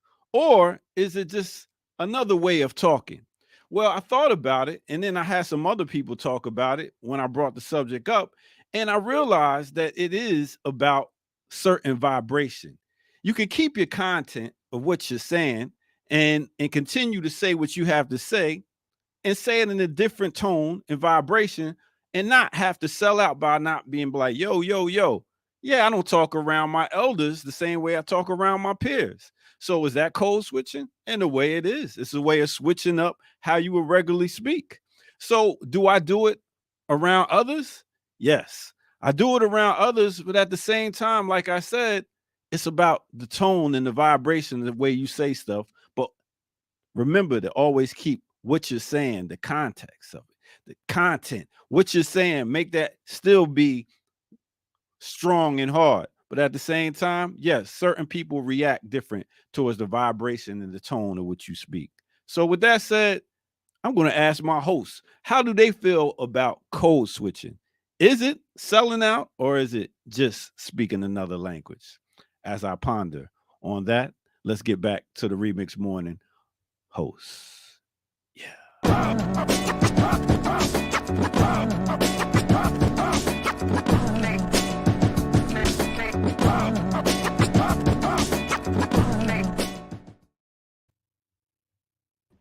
Welcome back. I definitely code switch, son. And anybody who's saying they don't, they lying.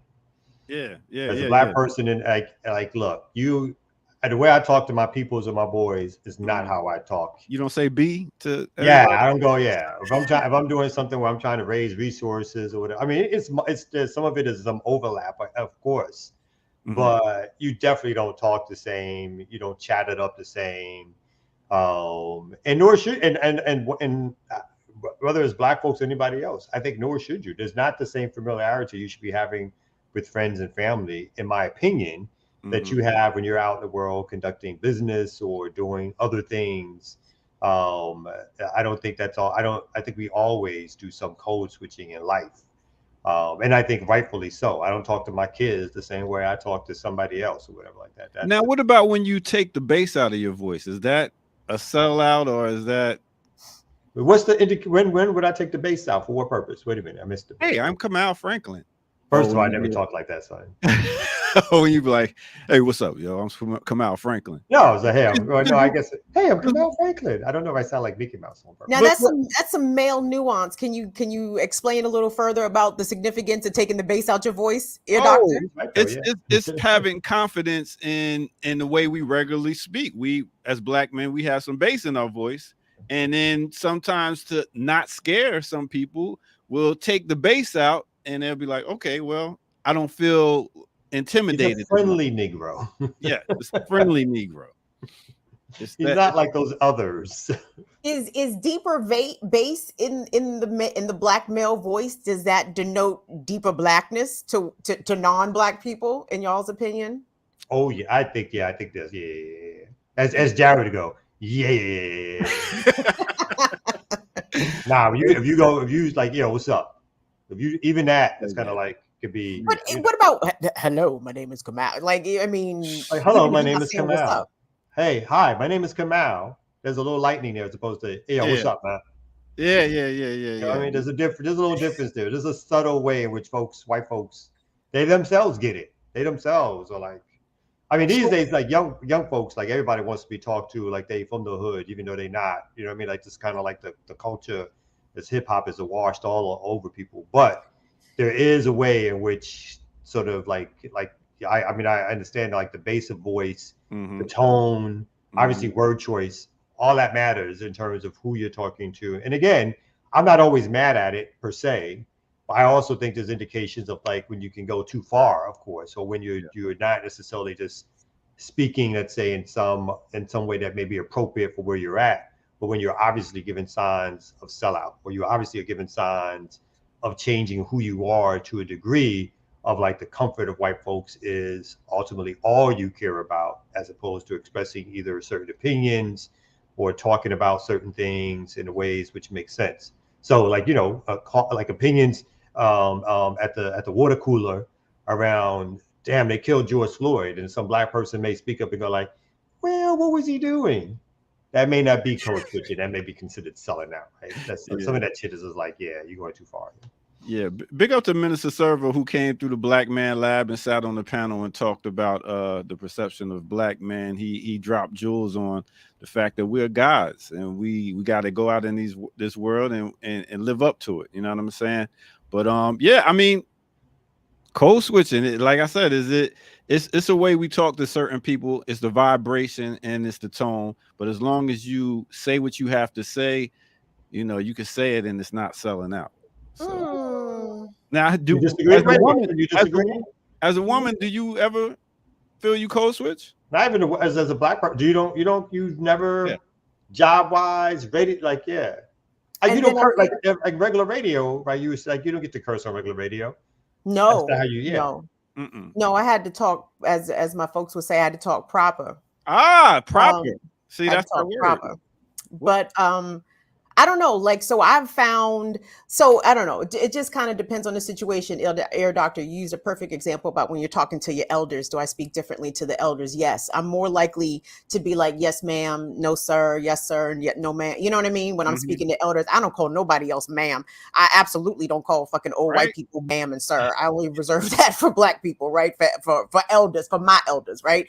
But as a black woman, no matter how nice and or proper sometimes I say the thing, I'm still ignored or not taken seriously. So I am less inclined to code switch because I don't see the point of me saying it nice or me saying it proper.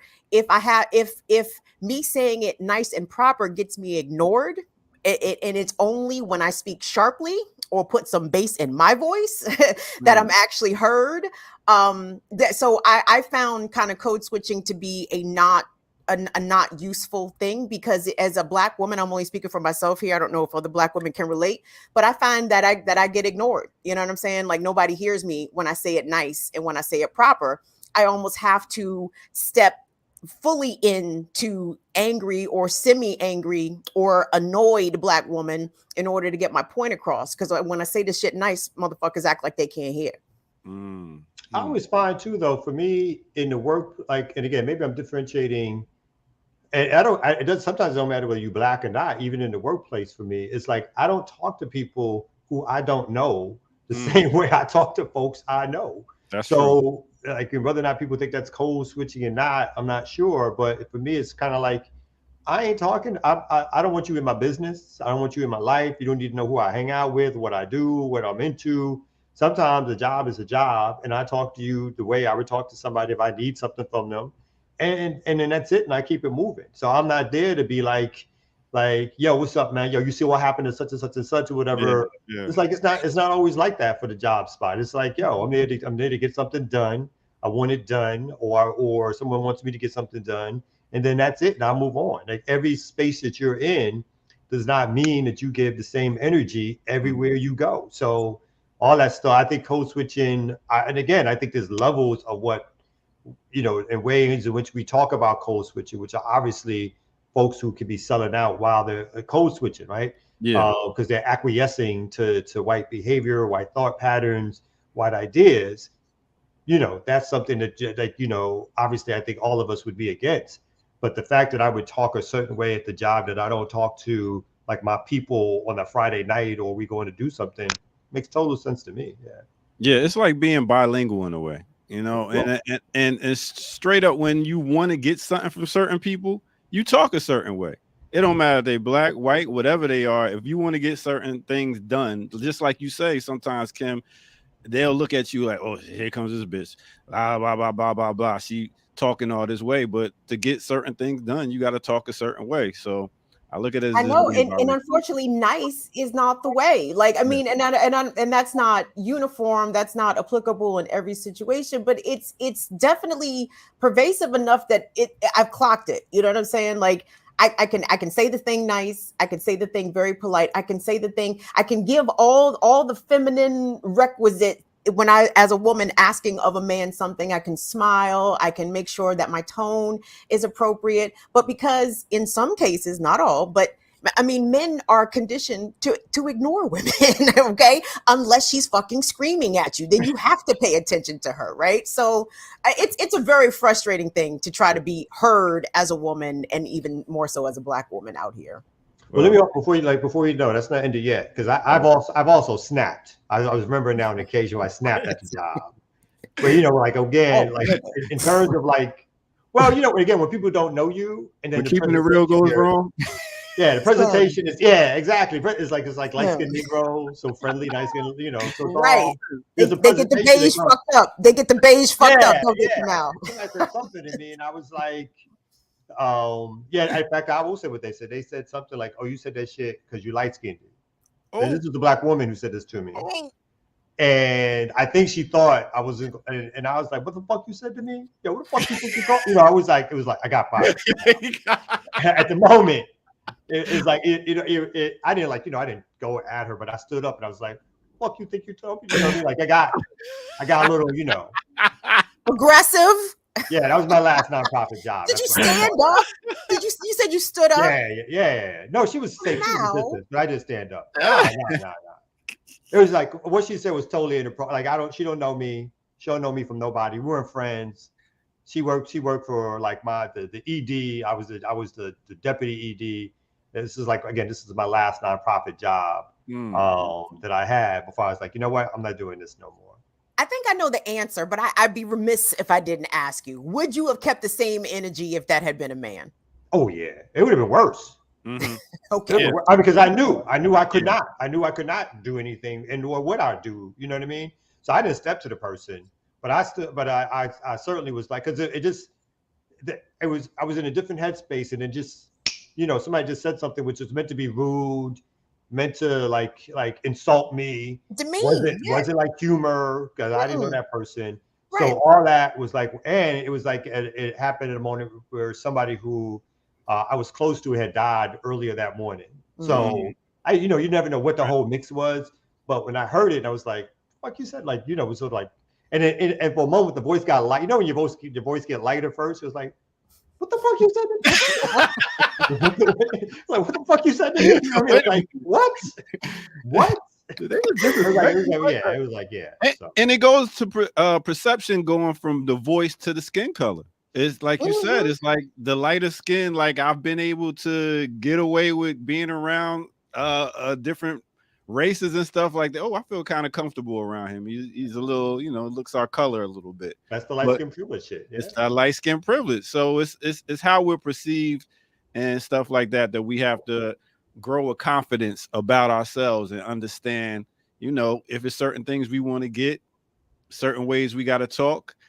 We can't change the color of our skin, so that's just what it is. That's the one thing we can change, is the vibration and tone in which we talk. Well, apparently these days you can change the color of your skin, but that's another discussion. Yeah, you're right about that.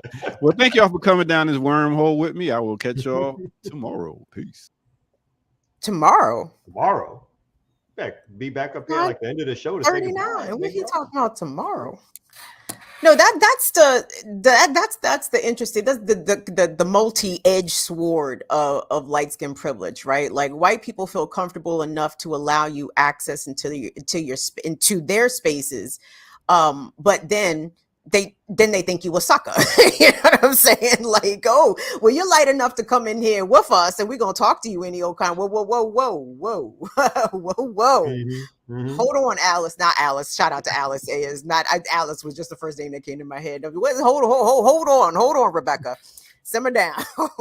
Like, I know you hired me because I'm light skinned, but please don't think you can come in here and talk to me any old kind of way, because that's not happening. I'm not your Negro. B. Absolutely not. Absolutely not. Oh man, woo! I feel kind of triggered just even kind of having that conversation. I'm not gonna lie, because I'm just putting myself back into situations. It just took me for idiot, Kamal. It took me for idiot. Just talked to me idiot kind of way. And I'm speaking specifically in the workplace. And I'm telling you, all that nice, demure, deferential, accommodating, that shit don't mean shit, dog. That shit don't mean shit. Like these motherfuckers will play you as a woman and try to, to take you for a chump. And as soon as you talk shop to them, oh, she's difficult. Oh, she's got an attitude problem. Nigga, I got a fucking attitude problem because you out here trying to load up my work duties and pay me 25% less than someone who is comparable in my position. I'm sorry, I'm supposed to be happy about the shit. And on top of that, say something slick in front of your people, your peers, make me do something below what I'm supposed to be doing. But you feeling your own power right now. And so you think I'm supposed to walk away from that and feel all good because I'm happy to get your job. I'm happy to have your position. And that's what they depend on. Is like, I don't care what it, like for-profit, non-profit, white folks depend on, in particular, not exclusively, but in particular, the fact that you are so happy to have a job or that they've done something for you, that they slip right back into that mode of like master slave. Maybe not always that pronounced, but it's a master slave thing where they slip right back in that mode of like, girl, go get me that coffee. Go get that box. My mail came. They slip back in that mode, B. They slip back in that mode. I tell you the story. Go ahead. I had a performance review, right? When I worked at a radio station and I was doing interviews. So the standard length of the interview was supposed to be like 10 minutes long for every interview or 10 and above. And I think I had a couple interviews that were like 9 minutes, 43 seconds, 9 minutes, 52 seconds or whatever. So I go in for my performance review. This bitch of a fucking manager who I did not like at all. Anyway, so it's her, like the general manager and like the news director, and she's like, yeah, Kim, there's been a couple of interviews where you didn't make the 10-minute mark. I unplugged my laptop, turned that bitch around, shoved it right at her across the table. I said, find them. I said, pull them up right now. I said, out of X amount of dozens of interviews, I said, you find the one. I mean, mask off. So mask off. I didn't give a fuck where we was, who she was, who the fuck was in the room with us. Now you're attacking my work performance, and now we really do have a problem. So I'm gonna need you to actually prove what this bullshit is that you're trying to say. And and I know you know this, come out, and everyone watching knows this. White people don't like it when they get talked to sharply. They do not like it because I all of a sudden I do not know my place. And you know how white people are when niggas do not know their place. They get in all discombobulated and in disarray. Woo, I gotta calm down. Where's the weed? Red. Shit, I gotta roll up because I'm getting from my blood pressure. I'm not always going to blame it. I've always been a problematic employee. So even when I try to be nice and shit like that, it's always been at my own pace that I've done stuff. And don't let me be bored. If I'm bored, I'm just like, I'm opening up newspapers. I'm not trying to suggest that I've always been the best employee. But I also, when I did like a train of when I stopped working for, when I stopped practicing law and I started working particularly like in the nonprofit sphere, and mostly for Black folks at that particular point, not exclusively, but mostly for Black folks. It's always been like, for me, part of it has always been when I work for these nonprofits, and then there's the talk of how political they are. So even the pre-BLM, like there's many nonprofits out there that talk about how they're doing Black liberation work, and they're here for the Blackbird liberation and all that kind of stuff. And I'm kind of like scratching my head. It's like, you want to put up a website to do what? You think that's Black liberation? Or I was like, you fundraising right now, and that's cool. You can do that, and I know I took the job, so I got to do some of that. But it's like when they start speaking that language in that one corner, and then the next corner, it's all about something else. It's kind of like, oh, geez, I don't know why I'm here. I can't. Let me just do my other political work off to the side. I'm gonna finish your shit later. But so I know it's not always been their fault to start with, but that still don't mean I let nobody disrespect me. I was told this one person is like, they were like, we were coming to an agreement to let me go basically, which I was fine with. And I had to get one warning. It's like, yo, so let me just say, I know you talk about people. So if I hear you talking about me, then I'm going to step, because there's going to be a problem, because there's the work, what you do here is not exactly what you claim you do, and I know the facts. So I had to let it clear. It's like I feel one of the few places I worked for the NAACP in Mississippi under what's your boy's name? He's now the head of NAACP from Mississippi. He's like the head now. What's his name? What's this dude's name?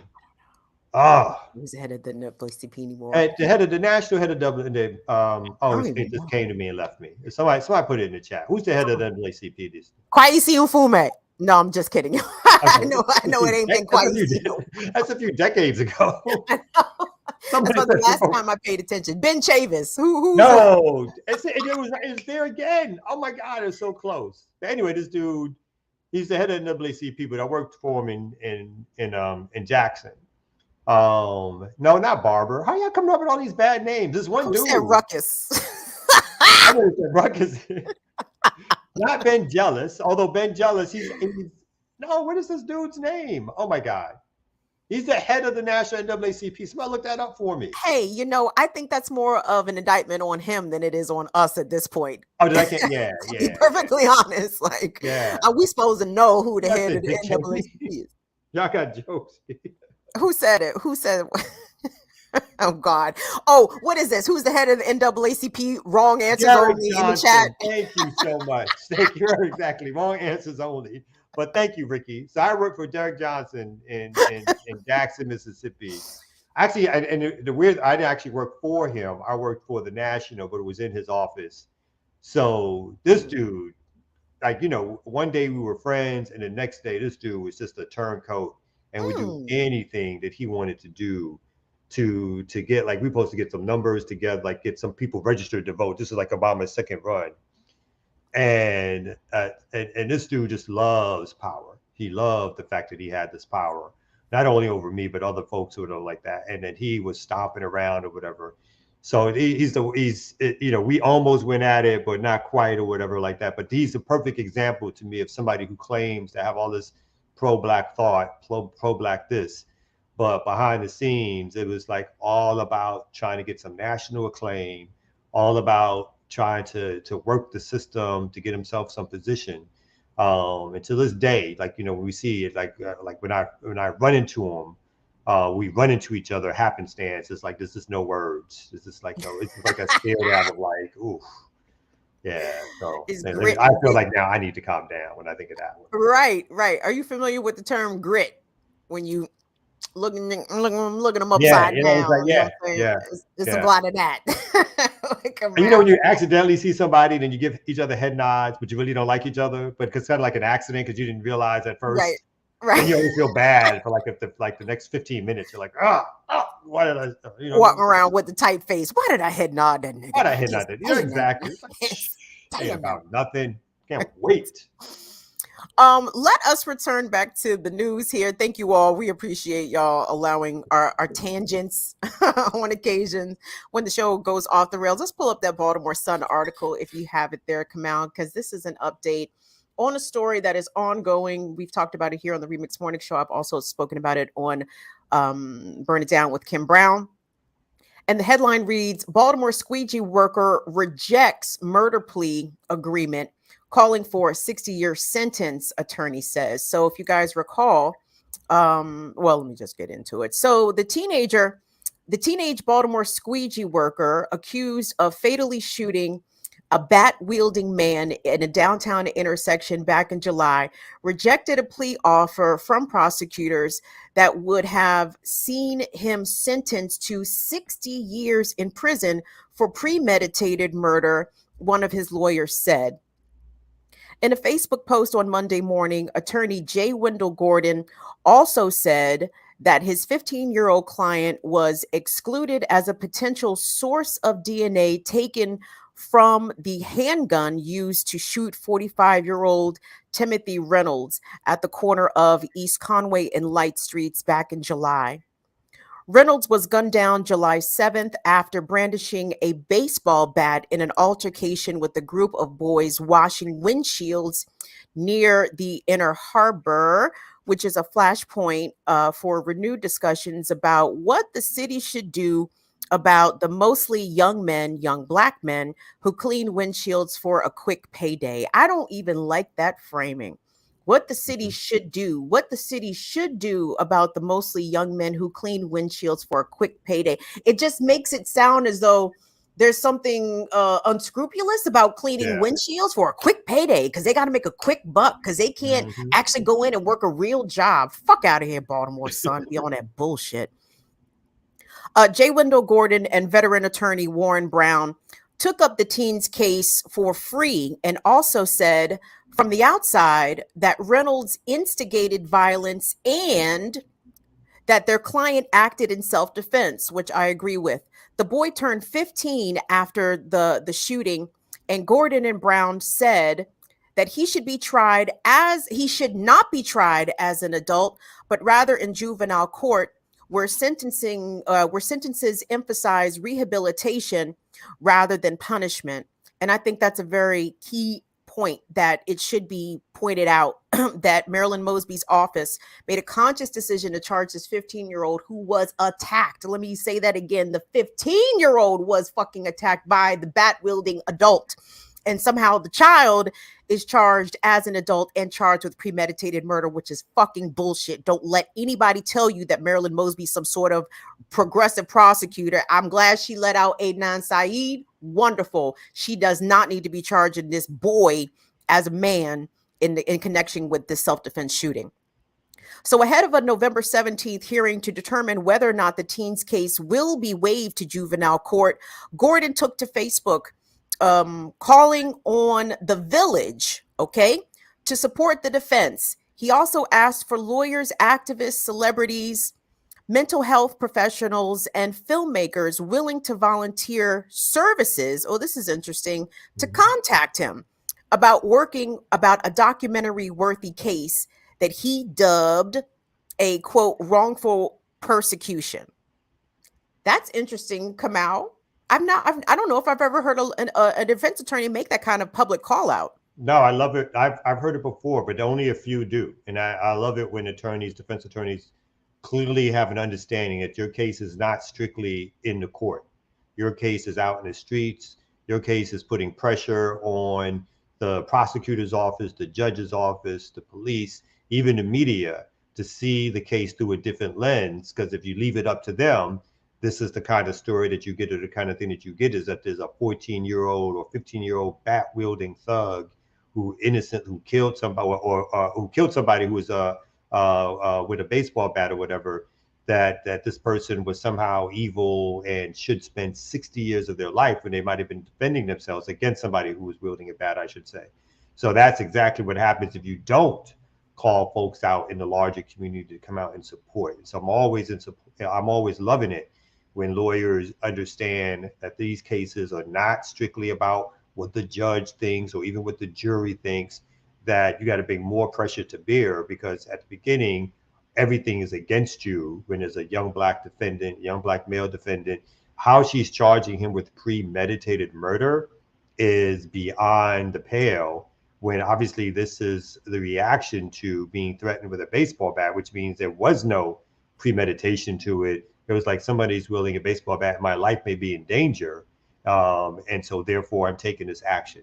Doesn't mean there may not be a need for some punishment. Certainly doesn't mean there may not be a need for some kind of rehabilitation, but 60 years, this person won't see the light of day again until well into their 70s, if this kind of sentence is imposed on them. J. Wendell Gordon also wrote that the plea offer of life in prison with all but 60 years suspended was, quote, outrageous.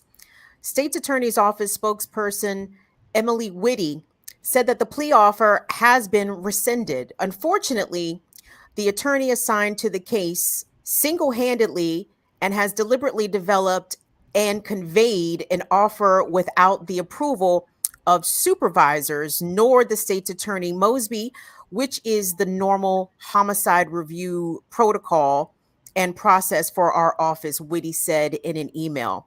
What? Hold on. So someone from the state's attorney's office put up this 60-year offer, didn't run it by Marilyn Mosby, and I guess didn't go through the proper protocols? So that's their suggestion, apparently. Interesting.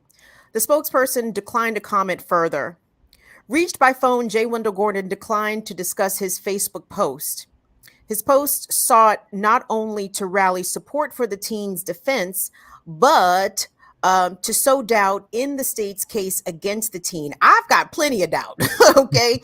He provided insight into an otherwise behind the scenes evidence sharing process between prosecutors and defense attorneys, while further expanding on the foundations for a claim of self-defense of others.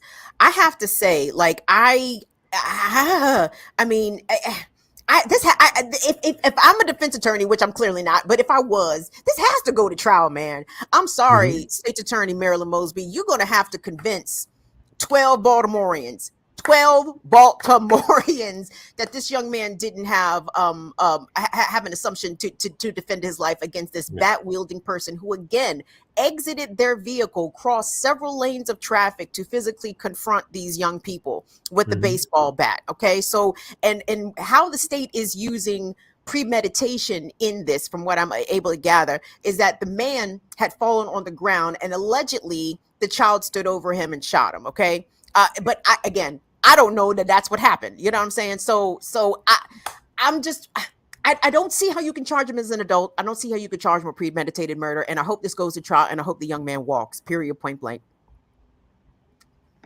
Yeah, and again, I'm complimenting the defense attorney for making sure that this case goes to trial, for rejecting such an outrageous offer. And again, it doesn't mean necessarily that person doesn't, in my mind, needs to receive either some punishment, but at very least some rehabilitation. But at 14 years old, to suggest that this person is going to spend the next 60 years in prison as the logical outcome is something that's ridiculous and should be rejected by any defense attorney. And again, I think that person is doing a good job by making this a more public case than what the prosecutor or the judge would like them to do. And just for contextual sake, if Ricky Ryan is still in here with us, and anyone from Baltimore who might know, J. Wendell Gordon, I believe, is the attorney who represented the family of Corinne Gaines, the young Black woman who was murdered by Baltimore County Police when the police were trying to illegally into her apartment. They also shot her son, who fortunately survived. But I think J. Wendell Gordon was the attorney over that. Her family did receive a sizable settlement, but obviously not enough to bring Corinne back, and never will. But that's how some of us may know the name of J. Wendell Gordon, just FYI. In this area of Baltimore, is this the area, the redeveloped area of Baltimore? It sounded like the pier. You say redeveloped. What is that? Down by the harbor. So if you're familiar with the Baltimore Harbor, Conway and Light Street is, to me, that's the intersection if you're trying to leave the city, right? You're on Light Street, taking you right past the Baltimore Harbor. You turn on Conway, and then you make a left at the stadium, basically, and that puts you right on I-95. It's a very congested area, particularly, well, just generally, but it's definitely a congested area around rush hour in the morning. In the evening, that is one of the main thoroughfares for people to get in and out of the city. So it's a very, and again, the Squeegee Kids are not new here. Squeegee Kids have been around literally for decades. And to me, it's racialized, because I've never found annoyance with the Squeegee Kids, never, not once. Because if they approach you and you don't have any cash, you just tell them, I don't have anything, and they keep it pushing. Like all these stories that came out about, oh, the Squeegee Kids attacked me when I told them I didn't have any money. They were trying to rob me for drugs. I'm like, listen to you lying ass fucking crackers. You know what I'm saying? Like, and the Squeegee Kids also have been demonized a lot. There was a very well-publicized case in Baltimore that even Oprah, since we were talking about Oprah even took up and helped to spread around this disinformation. But long story short, a man and his adult daughter set up his wife to be murdered as a part of an insurance scheme or murder for hire or whatever, but they tried to blame the murder on somebody approaching the car asking for money in the same way that Squeegee Kids do, and it turned out to be a complete falsehood. So these kids are demonized, like they're what's wrong with Baltimore. When they are a symptom, they are obviously not the cause. And you see these kids out here seriously trying to make a buck. They could be out there slinging all kinds of heroin, crack, XYZ. They are out there cleaning people's windshields for money. Yeah. And in Atlanta, you know, we have the, I guess they call them the water boys or the water kids out there selling water. And then they too became this focus by the authorities of what's wrong with Atlanta, or they're being overly aggressive in trying to sell you water. It's like those kids shake that water in front of you and be like, yo, you got some money, you're gonna pay, you want to help out or whatever. And you go like, nah, man, I got nothing. Or you buy the water, you know, and you keep it moving. You know, it's like, it's not that huge of a deal. I'm not sure why this is some sort of indication of a city going wrong or bad. And with folks who used to do the squeegee thing back in the day, some people did get on my nerve. It doesn't mean I wanted to jump out the goddamn car and hit somebody with a bat, or that I thought the answer was to call the police. It was like, yo, get away from the car. I don't want it, whatever. Like, you know what I mean? So, but it should not be reaching a level where somebody is chasing you down with a baseball bat, or that the authorities think the police, because they want to make the city look a certain way, as opposed to finding jobs and shelter. What they find, well, the job and shelter they find is jail life and working for like 13 cents an hour or some shit that. That's what they find for them. But that's the system we got. It's not about solutions. It's about harassment, jail, and prison and demonization. That's what they like to do, and that's what they do. Yeah. Hopefully, anyway, we're going to be keeping an eye on this story. So the next, I think, hearing in connection to this case is going to be in November. So we'll keep you guys posted as to what's going on with the squeegee worker who is basically fighting for his life. So it's after 10. I didn't even realize this, Kamau. Time flies when you're having. I know. Something. I think it's like we should just rename the show to the Kamau and Kim show. I like that. I think that's a bit of an improvement. Yep. I agree. Wow, I'm not even here. All right, thanks y'all for coming out today. Hey, of course you're here. You're the foundation. The DJ is the foundation of the whole thing. But yet also the background. Yeah, let me stay in the back. All right, catch y'all tomorrow. Peace.